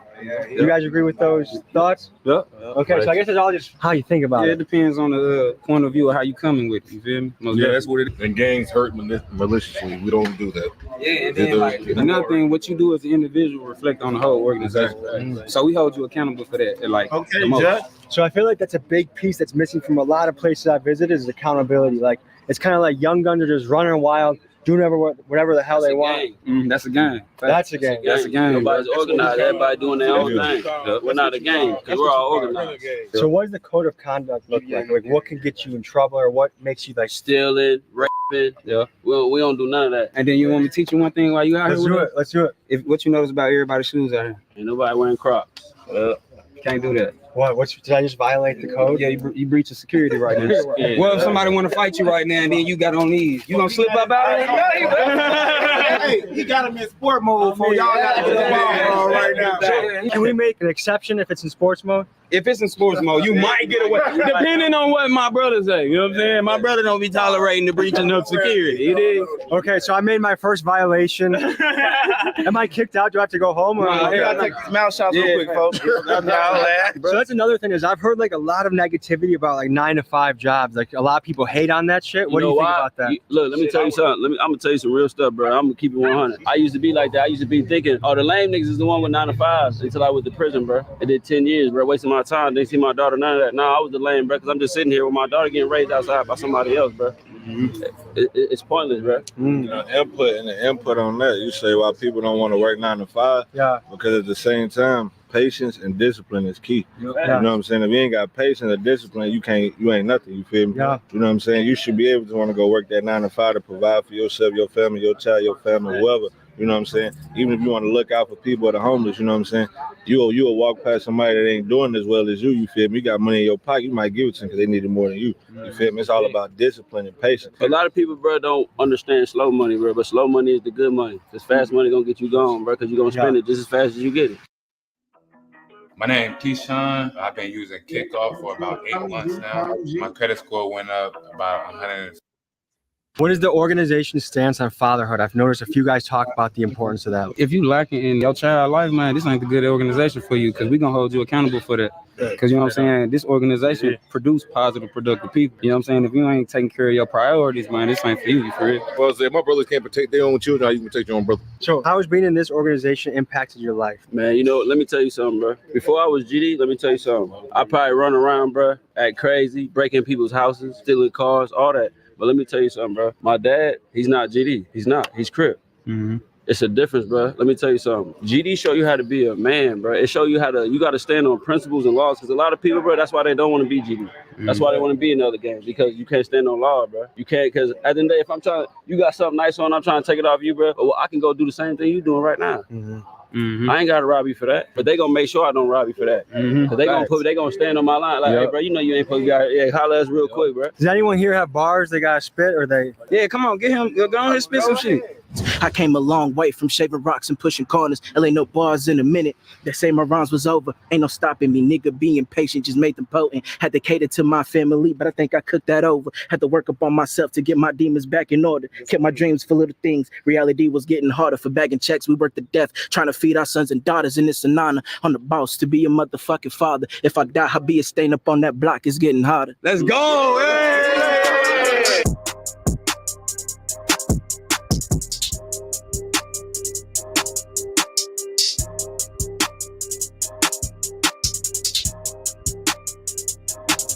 Let's dive into some of the symbols and lingo used by the Gangster Disciples. One of their primary symbols is the six-sided star. This stands for the 6 principles of Gangster Disciples: life, loyalty, knowledge, wisdom, understanding, and love. They are also represented by the pitchfork, which symbolizes the struggle to overcome oppression. They frequently say sevenfold, which stand for the 7th and 4th letter of the alphabet, GD. It's widely speculated that the initiation for the Gangster Disciples is to be beaten by other members, known as being jumped in. So to commit to join this group, this is not a commitment to be taken lightly. What are some misconceptions someone might have about GDs? That every GD that rap is a GD. You already know. Yeah, just misrepresenting this thing for real. You got everybody screaming GD this, GD that, and the people that saying GD this, GD that. Describe being a GD in 3 words. Being a gangster, a provider, being respectful. Love, life, and loyalty. Knowledge, wisdom, and understanding. Man, growth, man, for real. First, you're a man. You gotta be a provider, and you gotta take care of what you gotta take care of. Yeah, you gotta be willing. You gotta be willing to endure your share of part of this right here. You feel me? Not everybody can say. That's why we don't allow people to just say they GD. Because you got people. Told me earlier that I wasn't allowed to join today. They said got some Crocs on.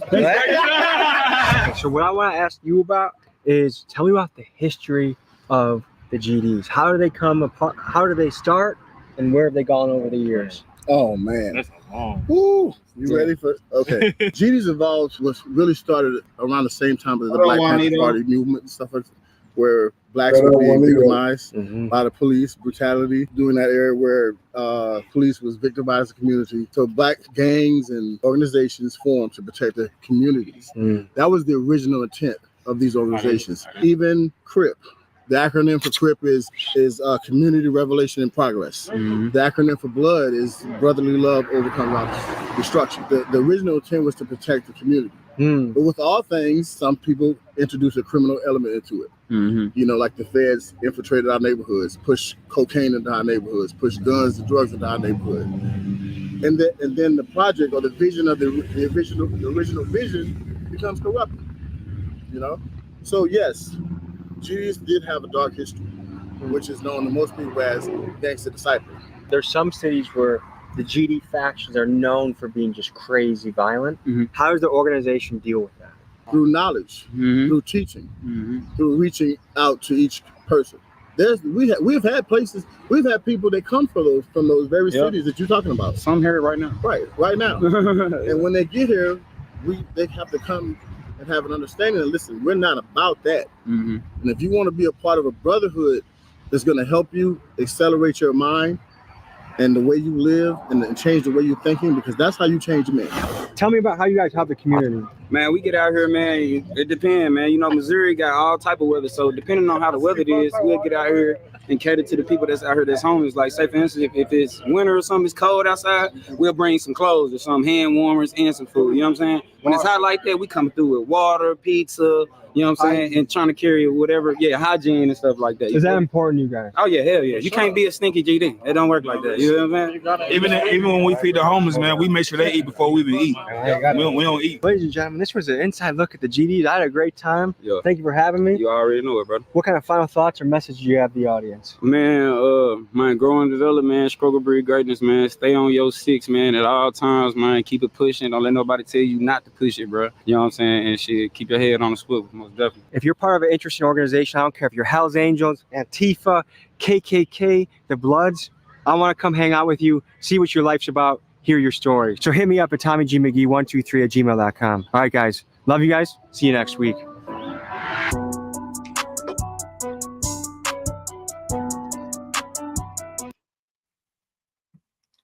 Oh yeah, I think they still on that bullshit, huh? They was trying to the right word, but that's Kansas City.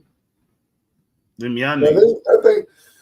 I ain't gonna say they on the bullshit, man. You probably gonna have some of them, but I think they from the talk and listening to them, I feel like they more organized. Mm-hmm. And like you said, you're always supposed to be held accountable. So that's how everything started. All the games, like they said, bro, it wasn't about fighting each other. It was to protect our communities from the white man, from the laws. You know what I'm saying? Protect our kids and shit. So over time, the shit changed, like you said, with the drugs and shit. Mm-hmm. And I feel like just listening to them, you know, they got more they head on the shows than a lot of other gangs.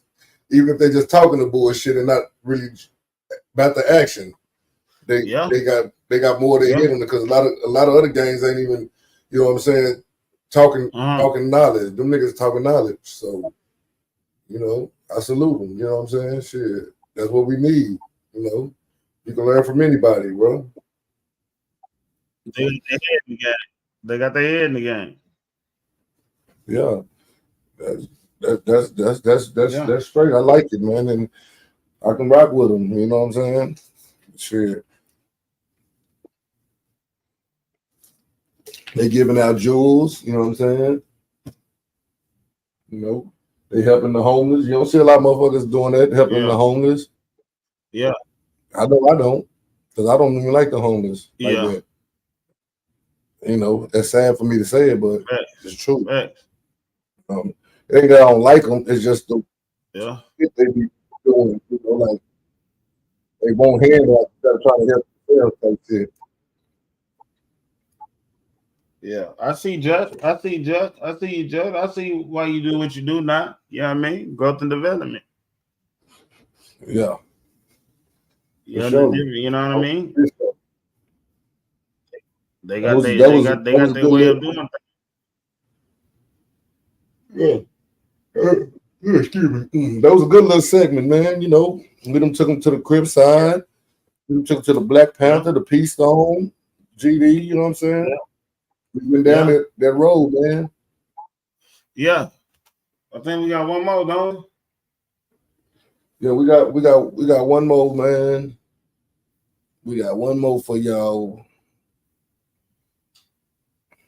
You got one more for your mind. Let a player come through. And it's gonna be a good one. Think y'all will like it, man. Yeah, we think y'all like this one. Today, we talk about an 8-tray Crip gangster who was involved with countless murders and acts of violence. At the age of 13, he beat up and stomped out one of his victims for 20 minutes.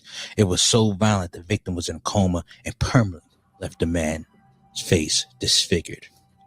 A newspaper article said this can only be the work of a monster. Let's get into the story of Monster Cody Scott. Monster Cody did an interview, and he said that he brought somebody's arm. He brought somebody's arm back to a meeting,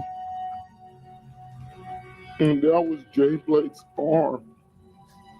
You mean to tell me that story is real? Yes, that was Jay Blake's arm. It was real. He did bring an arm back. They chopped him up and put him in front of Jefferson High School. They couldn't even open his casket, sir. In that day, it was 3 funerals. When I seen that interview that he did, and he just like had no remorse, you know. A lot of people thought that when he wrote that in his book, he was exaggerating. No, it was true. It was true.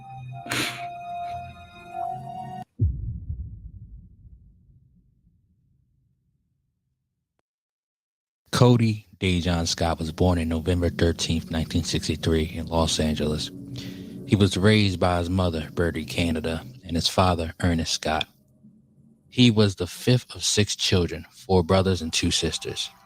His father, Ernest, didn't like Cody.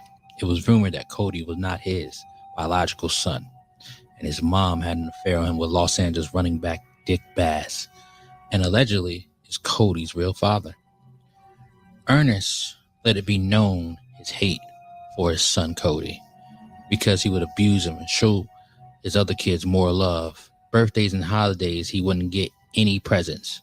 When his parents divorced, his father only took his brothers and sisters on trips and vacations, which devastated the young Cody. His godfather was the great legend Ray Charles, who would sometimes give him Christmas presents. When his mom and father divorced around 1972, this led to his mom moving to West 69th Street, Dinker Avenue, which is located in South Central Los Angeles, which was surrounded by gangs. His house on 69th and Dinker sat in the heart of 8-Tray Gangsta Crips territory, one of the more lethal and highly respected gangs in the city. Cody Scott had his first run-in with the gangs at the age of 10, where he was jumped by 2 13-year-olds that stole his money. His mom worked multiple odd jobs and was rarely home. He found a new home in the streets.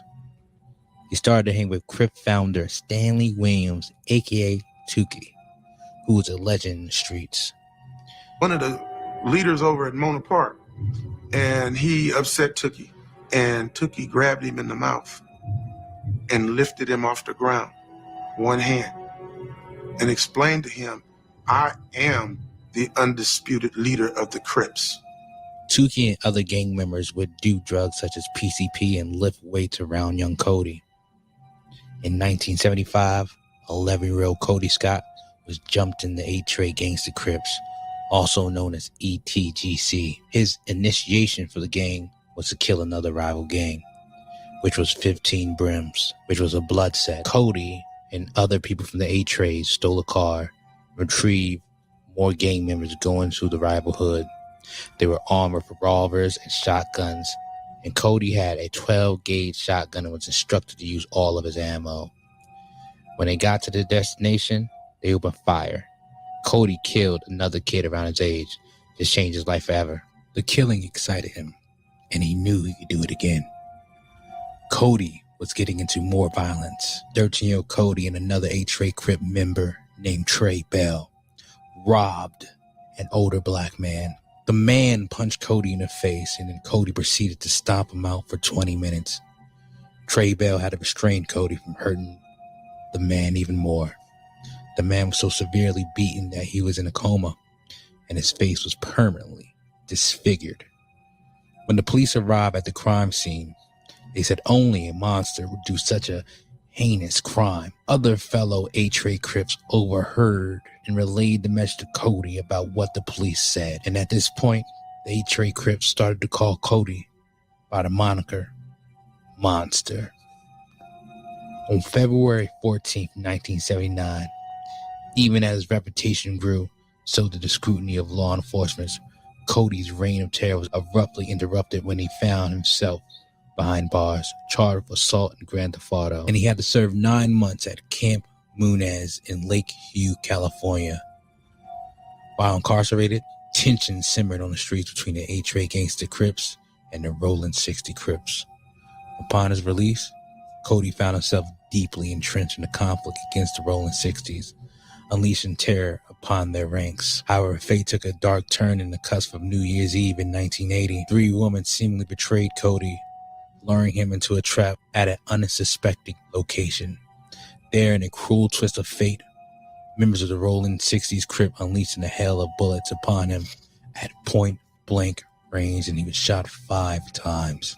It was right here in 1980, December 31st, where my brother and another homie coming out of the surplus were accosted by 2 of them cats from across Western.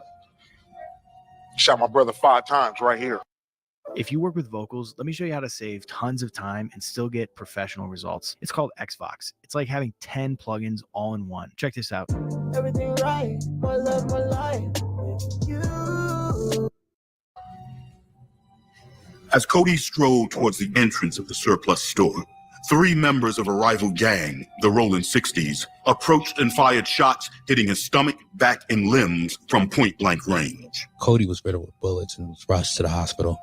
Cody's life hung in the balance and met with callous indifference from law enforcement, who muttered chilling remarks at the hospital about his fate, saying that they should have let him die and stopped working on him. Meanwhile, Cody's younger brother, Kashan, gripped by a volatile mix of fury and sorrow, sought vengeance. And Kashan unleashed a storm of retaliation and orchestrated a series of brazen drive-by shootings in the heart of the Rolling 60s territory. Tragically, a teenage bystander was caught in the crossfire and was murdered. As Cody fought for survival in the hospital, the threat to his life persisted. A member of the Rolling 60s Crip was determined to finish the job and kill Cody. Yet in a stroke of fortune and swift intervention, a village nurse was able to stop him from entering Cody's room. After 7 weeks of recovery, Cody Scott slowly regained his strength, yet the streets still held their grip on him. On a routine trip to the grocery store with his mother, he found himself face to face with a rival gang member. In a split-second decision, he fired a warning shot before swiftly escorting his mother to safety. Meanwhile, his girlfriend, later to become his wife, grew wary of the constant danger and instability of their neighborhood. She yearned for a safer, more promising future for their family, and made it clear that she was prepared to leave, with or without him. Moved by her determination, Cody made a difficult decision to leave the streets behind. Settling into a suburban life, Cody endeavored to leave his past behind and embrace a new beginning. He secured a job at a college and began to envision a future free from the violence and the chaos of gang life. However, the lure of the streets proved too strong, pulling him back into their grasp. During this time, a harrowing incident stands out. Cody and his associates perpetrated a brutal attack on a rival gang member, leaving him mutilated and discarded at Jefferson Davis High School, cut his arm off, and he celebrated. This chilling account is corroborated by Lisa Burke McKnight. A witness to the neighborhood turmoil sheds light on the brutality that defied Cody's world. Monster Cody did an interview, and he said that he brought somebody's arm. He brought somebody's arm back to a meeting, and that was Jay Blake's arm. You mean to tell me that story is real? Yes, that was Jay Blake's arm. It was real. He did bring an arm back. They chopped him up and put him in front of Jefferson High School. They couldn't even open his casket, sir. In that day, it was 3 funerals. When I seen that interview that he did, and he just had no remorse, you know. Despite his efforts to break free from the cycle of violence, Cody's encounter with the law enforcement escalated, resulting in frequent arrests. In 1991, he was convicted of grand theft auto. While incarcerated, he started to be haunted with the things he did, and he started to write. And this would change his life forever, for good and the bad. While in prison, Cody Scott changed his name to Sonika Shakur and joined the Republic of New Africa, and had a new outlook of his life. He wanted to write about his life to show how the streets can be deadly and how he was a byproduct of his environment. When he finished his book, he gave his book to his brother. His brother travels to New York to find a publisher.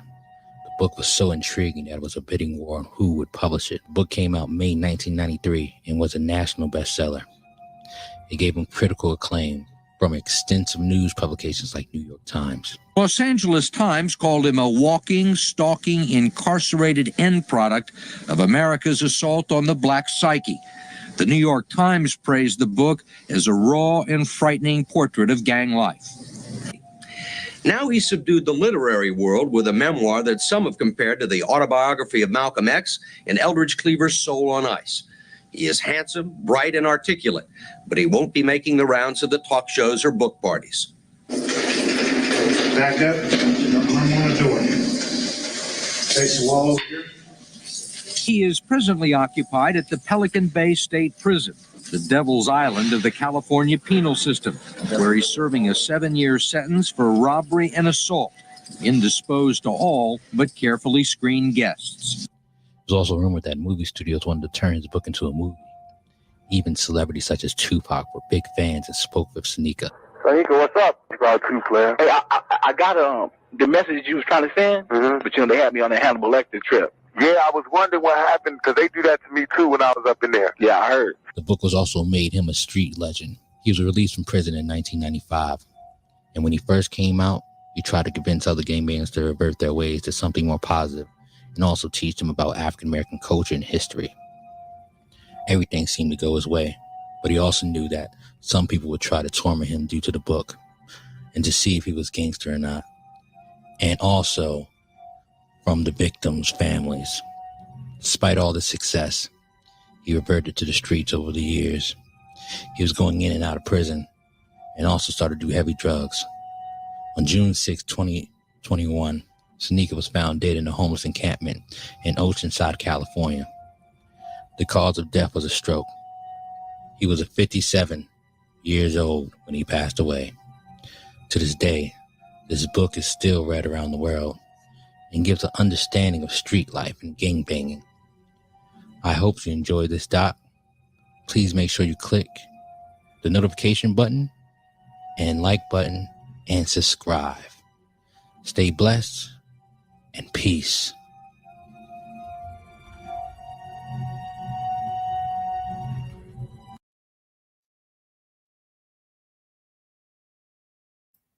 Another story of a nigga who started out going, you know what I mean, wilding out as a young nigga and trying to revert and change his life, bro.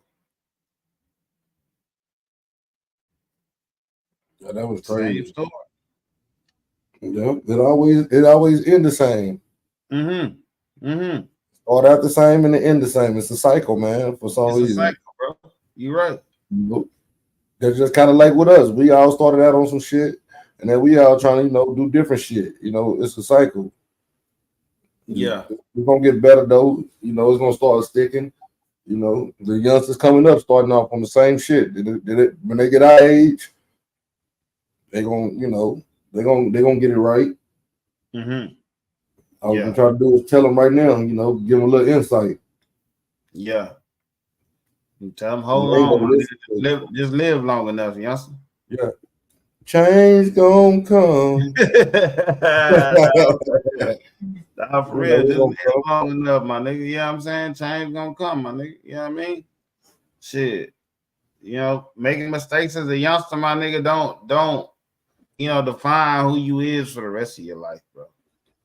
You see these men, they change. They, even though they might not have been, the people might kill them, or some people that he did wrong to might have came back. You know what I mean? But at least he tried to balance it out before he got out of here. At least he tried to change it up before he got out of here, bro. You know what I'm saying? Because only a damn fool would be still on that bullshit, bro. On that bullshit, bro. You got a lot of them that is. I know. And wondering why the fuck these niggas still on the bullshit. Wondering why these niggas on the bullshit. Yep, don't make no sense. Don't make no sense. At all. Man, what?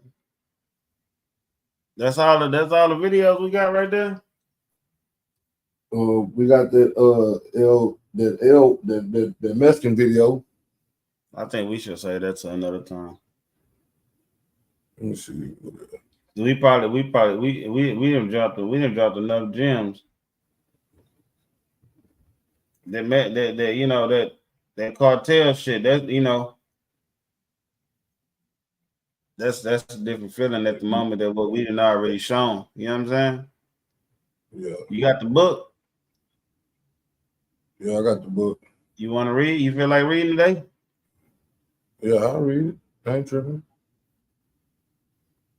What y'all want to read? Y'all want to? What you got over there? You got something else over there? You look like you looking for something. No, I was on the computer. Oh, okay. Yeah, I was scrolling through the video and shit. Yeah, I got the book. I mean, shit. Is it what you want to do? Shit, yeah. It was, No, shit, we are 40 minutes. We are hour 40 in.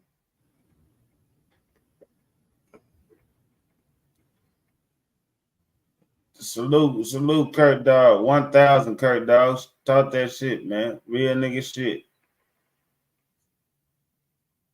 What was you reading from the other day? I tuned in late. From Niggas to Gods, right? Yeah, part 1. I got both parts, part 1 and part 2. We on part 1 from Niggas to Gods.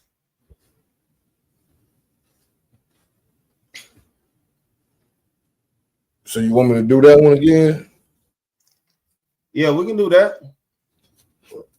So we on what, chapter 4? We on chapter 4. All right.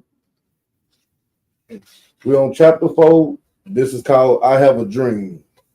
Okay. I have a dream. These words was made famous when our great brother Dr. Martin Luther King Jr. so eloquently expressed his vision of what America should be and could be.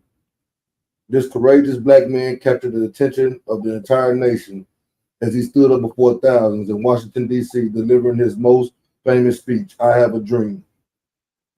Dr. King was a very sincere and determined leader who made great accomplishments toward the liberation of our people. But there was a problem. There was indeed a problem. There was a problem with Dr. King's dream. The problem was that Dr. King was dreaming during a time of blatant reality. Dr. King's dream was to obtain the American dream for the black people, but he didn't realize that we were obviously already had that American dream. All that black people ever had was the American dream. We are asleep having the American dream, while white folks are wide awake having an American dream reality. We are sleepwalking black zombies walking around in the days within the American dream. We are mentally, spiritually, economically, productively, socially, biologically, and absolutely dead asleep. The American dream is your sleeping pill, and your oppressors had tried to tuck you in permanently by telling you constant bedtime lies. Now at this critical hour, we have to wake up and look back at our mistakes from the past and learn. We have to come to the serious, objective, and honest reality that Dr. King's methodology can no longer be used in our struggle towards liberation. White people would love for us to hold on to Dr. King's philosophy so that they can keep kicking our black asses. Why do you think that white society tries to constantly shove Dr. King down our throats? They honor and celebrate Dr. King because they want us to be nonviolent dreamers. We have got to look at this situation for what it is and nothing else. We love Dr. King and all of his great accomplishments, but now over 20 years later, we can no longer uphold his early philosophies and methodology. Black people cannot continue to uphold Dr. King's philosophies any longer because these are totally different times. They call for totally different philosophies. This is not the I have a dream generation. This generation is not really having the American dream. We are having an American nightmare. Yes, that's right. American nightmare. Oh, what happened? Am I still here? Yeah, you still here. Okay, my camera had cut off. Okay. My picture just not up there. It must have cut off. Okay. I'll make sure I can hear me. I looked up. Okay, my bad. I'll take you down. You still up? Yeah, all right. I know. I was making sure y'all can hear me because it might need to reload again, but I ain't gonna mess with it. All right, cool.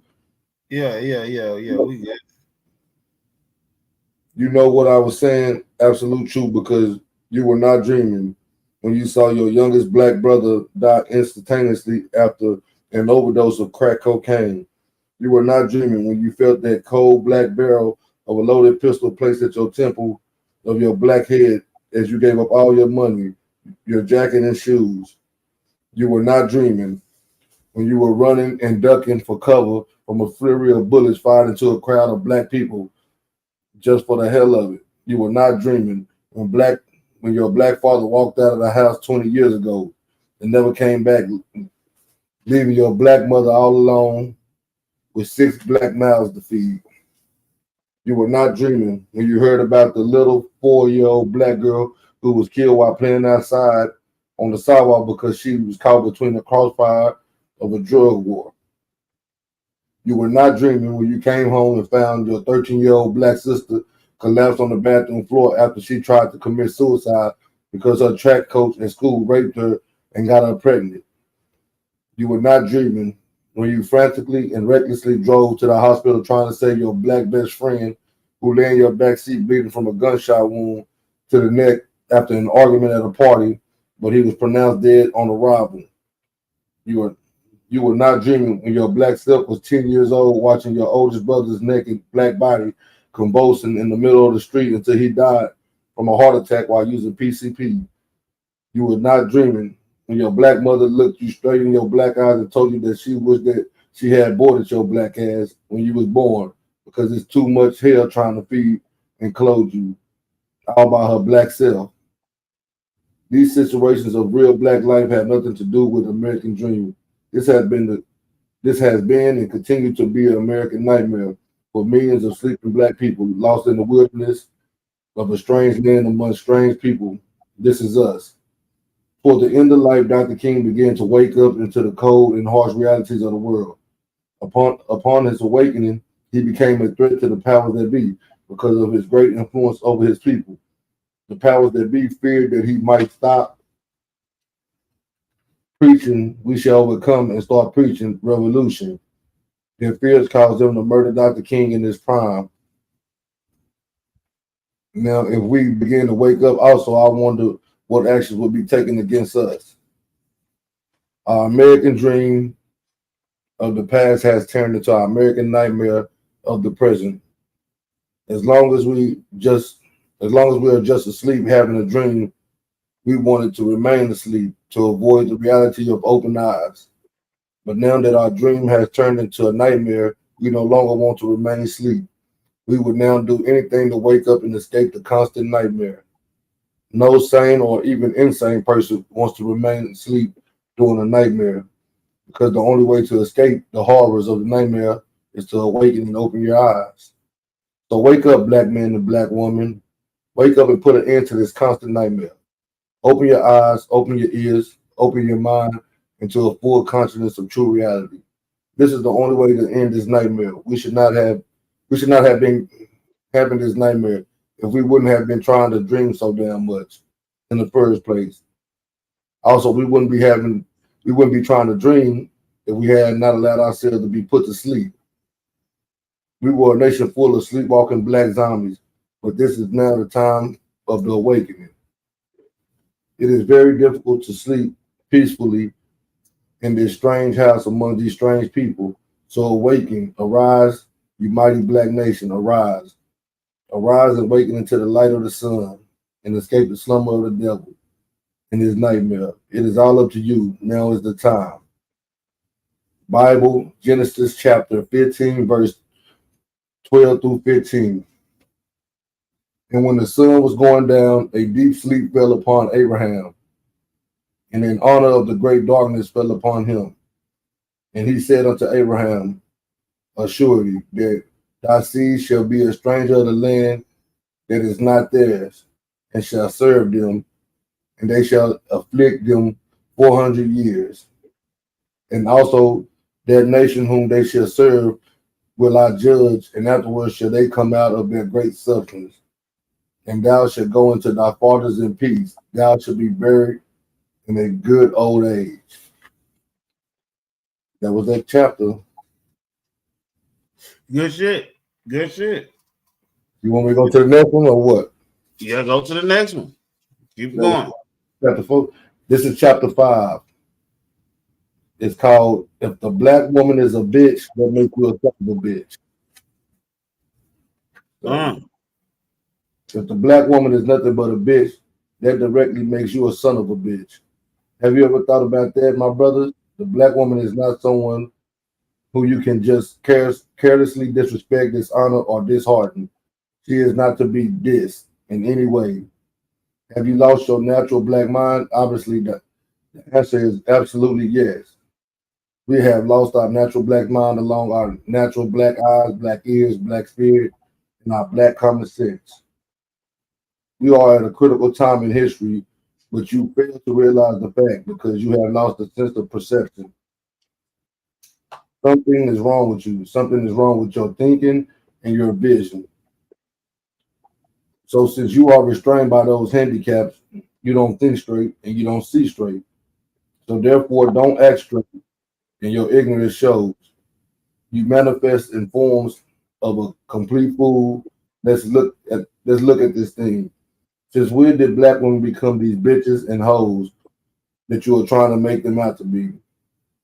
Where did you get that childish, weak-minded, ignorant, savage, beast-like frame of mind from?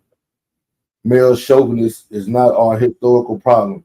So give that illness back to the fools that you caught it from. We come from a history of black gods and black goddesses.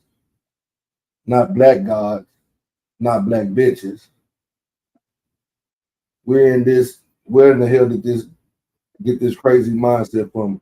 Who in the hell taught you to think on that level? You have historically had nothing but love, honor, and respect for God's black women. So why have you lost your minds now? Your sisters are not bitches, and you are not niggas. This nigga, bitch, whole mentality is something new that you learn from the wicked oppressor. God made man and woman. God didn't make nigga and bitch. So who made the nigga and who made the bitch?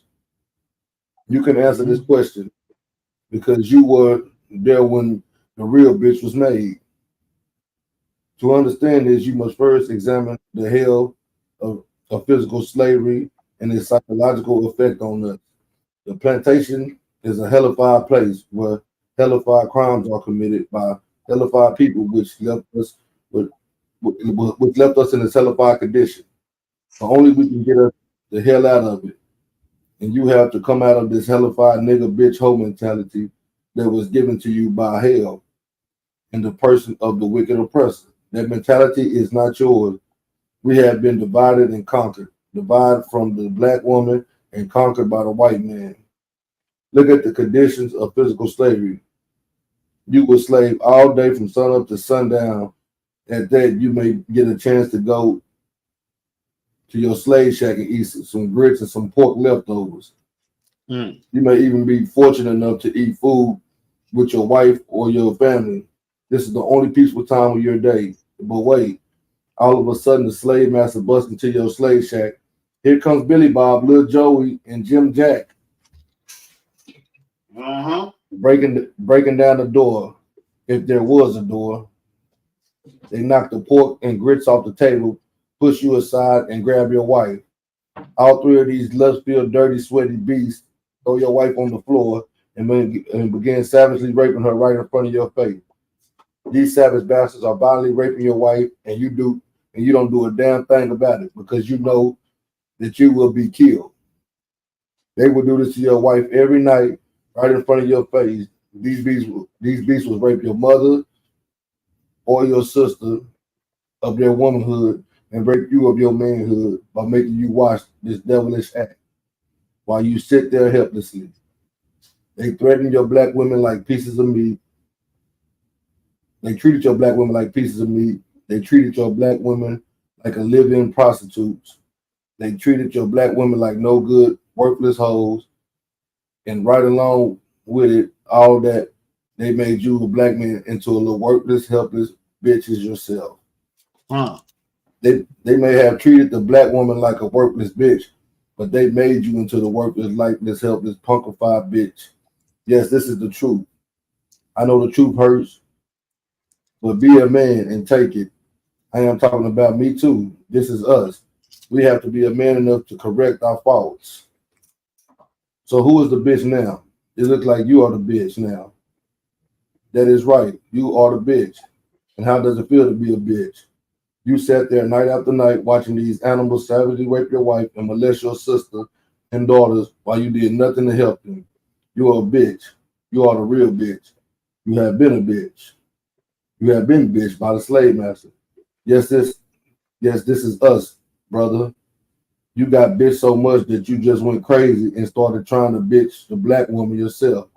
You started treating the black woman the same way that the evil slave masters treated them.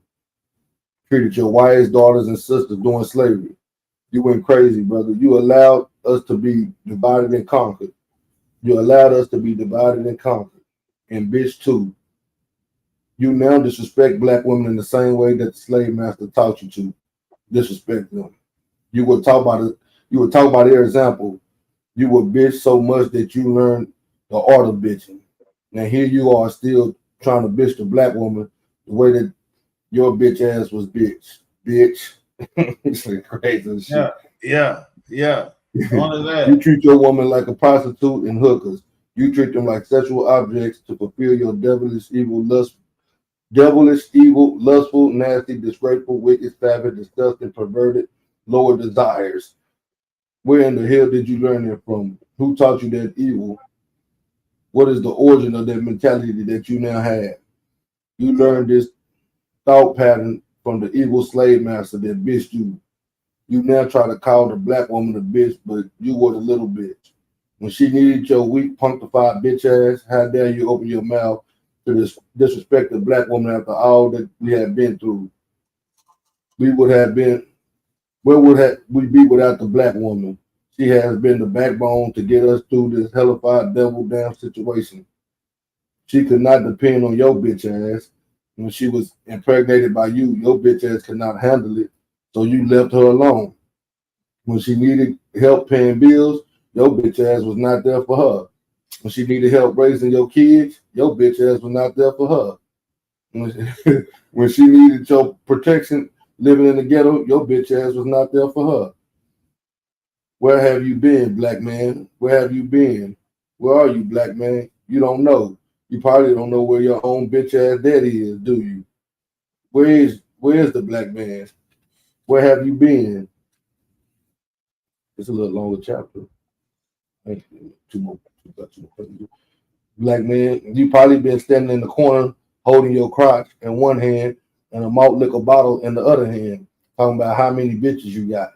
You ain't got no bitches. You the bitch. You ain't no pimp. You just a punk. This is us, black man.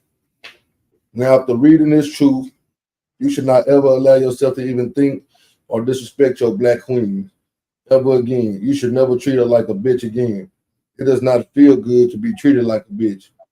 You don't want to be treated like a worthless bitch. So why would you want to treat your sister like one? You know that old saying, what goes around comes around. But what if that started happening to you? What if the world you was taken over by male homosexuals? Imagine imagine that terrible thought. What if these homosexuals started making bitches out of you? What if these homosexuals put you in tight clothes and made you dance around in their music videos? What if they disrespectfully flirted with you out in public everywhere you went? What if everywhere that you went, homosexuals started coming on to you as if you were some sort of cheap sexual fantasy? You wouldn't like that, would you? You would be ready to fight. It doesn't feel good being made somebody's bitch. Now, does it? So stop trying to bitch the black woman before somebody turns around and bitches you. Remember that. What goes around, come around. Brothers, the black woman is not a bitch, and she is not a white man's bitch. The black woman is nobody's bitch. But wait a minute. Wait 1 minute. Wait 1 minute. Even though the black woman is not a bitch, hoe, or prostitute, there are still some of my brainwashed, ignorant, misled sisters who carry out thoughts and actions of true bitches. Yes, that is right. And I cannot leave you out of the picture. We have got to tell some truth where it needs to be told. Listen up, sisters. How are you going to demand that somebody give you respect when you don't even respect your own damn self? You walking around half naked all the time, and if by chance you do decide to put some clothes on, you got to put on some slut-like skin-tight clothes that expose every nook and cranny and curve in your body. You go out in these parties dancing and freaking like a cheap hoe. After the party, you have sex with anything or anyone driving a Mercedes-Benz or BMW. How in the hell can you demand any respect? How the hell can you get mad at a brother for calling you what you are obviously acting like?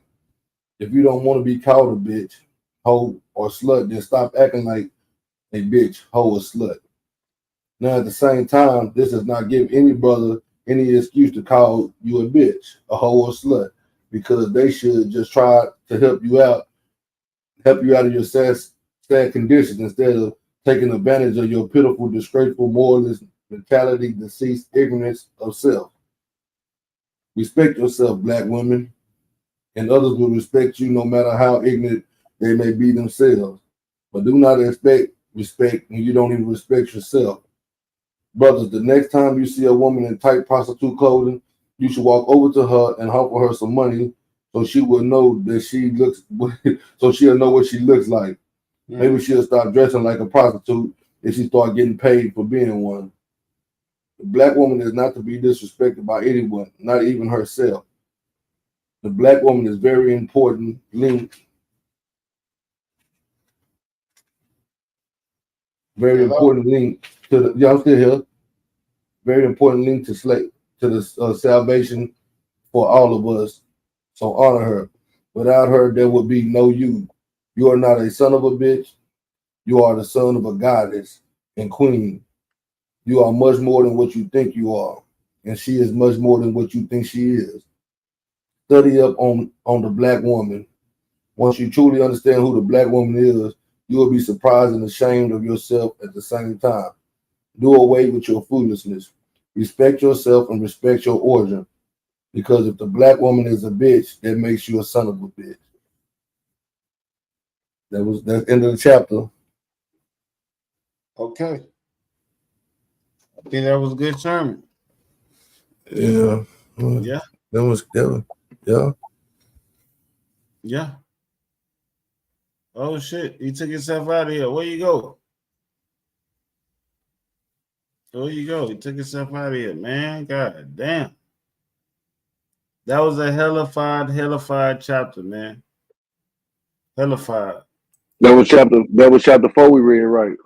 Chapter 4 and chapter 5. Okay, so the next one is chapter 6. We're on chapter 6. So go ahead and put our bookmarker on chapter 6. The next chapter 6, light, bright, and damn near white. Light, bright, damn near white will be tomorrow. Light, bright, damn near white is gonna be tomorrow, man. I'm really man. I'm excited about this damn book, man. This book got me all excited. I ain't gonna even lie, bro. That motherfucker crazy as hell. What's the author from it? Who's the author of it? Akil.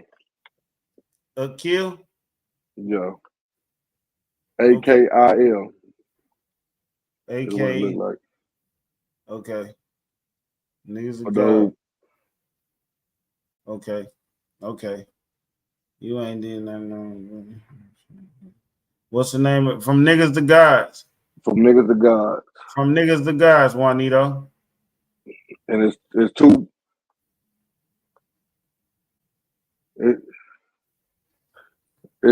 How you spell his what you call it? His name? His name AKIL. KIL. And it's from Niggas to Gods.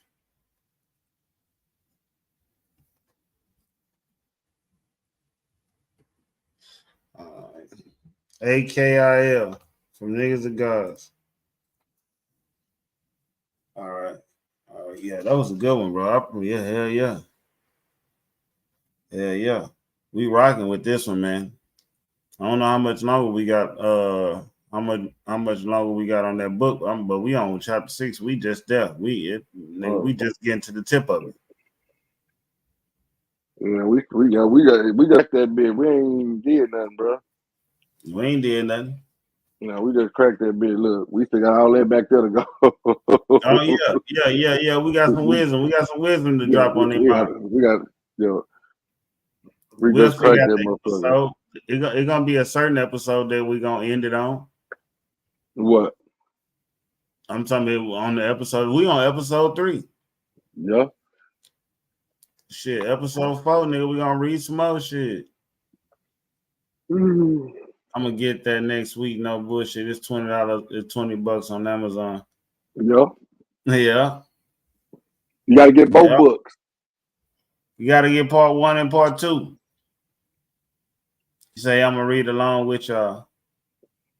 All right, that's cool. That's Tell cool. me you gotta get part 2. You gotta get part 2 too. That's the other one, part 2. We should read that one after this one. I mean, yeah, we can. We'll be here. Solo, Yeah. you ever read the Africans who wrote the Bible? You ever read the Africans that wrote the Bible? No, I haven't read it. You got it? I would like to read it. See, I like reading, so Yeah. I would like to read it. Yeah. He like reading. He the professor. It's the same thing. It's the same thing. It's just called volume 2. Yeah, volume 2. Same thing, volume 2. You know what I'm saying? We're gonna keep it going. Type shit. You know what I mean? Yeah, that's the YOLO show, man. That's the YOLO show, man. We dropping knowledge, man. We dropping gems, man. And we ending it every time, man, with the book, man. So some of y'all might miss some of it. You might miss a certain video and this and that, but y'all wanna stay to the end. Just know we ain't ended that bitch yet, we ain't started reading yet. Yeah. You know what I'm saying? We ain't started reading yet. The reading is always at the end. We always gonna have the reading at the end. So it can stay on your mind. Once you hear this, boom, let it sink on your mind. We're gonna end it type shit. Yeah. You know what I'm saying? Bonnie Mo, you need to get the Miseducation of the Negro too, man. It's another good one. Carter G. Woodson. Mm-hmm. It tells where the Bible stories come from. Okay. What's the name of it, Kurt Dog? That's the one that said the one that he just screened out. The one the Africans. You read the Africans that wrote the Bible or some shit. But what's the name of it? That's what I'm saying. Is that the name of it? I don't think that's called. You ever read The Africans Who Wrote the Bible? Is that the name of the book? The Africans Who Wrote the Bible?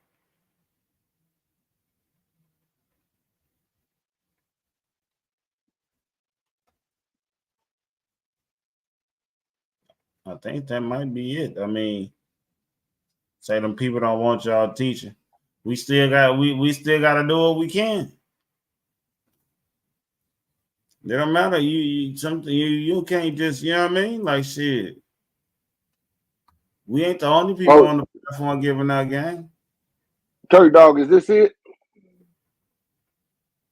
Hold them up. Let me put you on the big screen. South Judge, Kurt Dog, Big Fresh, Ever, the committee. Is this it, Kurt Dog, right here? Not is that it, Kurt Dog? Knowledge is power. For real. Yeah. Okay. That's it. He said, yeah. All right, I'm gonna get it. Don't worry about it. You finna get it. You know what I'm saying? Definitely. I appreciate you, Jut. You know what I'm saying? For real, bro. Yeah, appreciate you, Judge. We gonna keep this shit going for real, bro. Type of shit we doing right now, my nigga. Giving out good content, bro. You know what I'm saying? We can't just be bullshitting all the time, bro. We gotta give these people, if they watching, we definitely gotta give them some shit. You know what I'm saying? Some shit to lead with. You know what I mean? But we Give gotta you take something the to think initiative. about. We gotta take the initiative and play that role. Then shit, so be it. Got no problem with it. I ain't got no problem with it at all. We'll take our lick and keep on ticking. Yeah, we're gonna take our lick and keep on ticking, man. We're gonna take our lick and keep on ticking, man. Know thyself, for real. Drop that shit, nigga, for real. Now that's gangster, for real, bro. For real. Giving out them gems, man. We got Professor Solo on this motherfucker. Yeah. Type shit. Professor Solo on this motherfucker. No, but y'all, everybody need to go get them a Black Law dictionary, man. Preferably one of the little pocket ones to keep in your pocket at all time, man. One of the little boys. Dictionary. Black Law Yeah, Dictionary. man. It's cool to be on bullshit at times, but gotta balance it out. Definitely gotta balance it out. You know what I'm saying? Definitely balance it out. Got to, man. For real. Shit, on that note, man, look here, man. We're gonna close it up, y'all. Hope y'all enjoyed the Shout show. out to the chat. Much love. Appreciate y'all tapping in with the YOLO show, man. Man, appreciate y'all tapping in for YOLO show, man. Shout out to the chat, man. We're gonna be back again tomorrow, man. We're gonna do this shit, man. Y'all know how we doing it, man. Say go and change his name to Professor Solo. For real. For real. It's Professor Solo, man. Salute Juanito. Salute everybody in the chat, man. Salute, yeah. Man, for real. And we gonna do it like that, man. And we gone.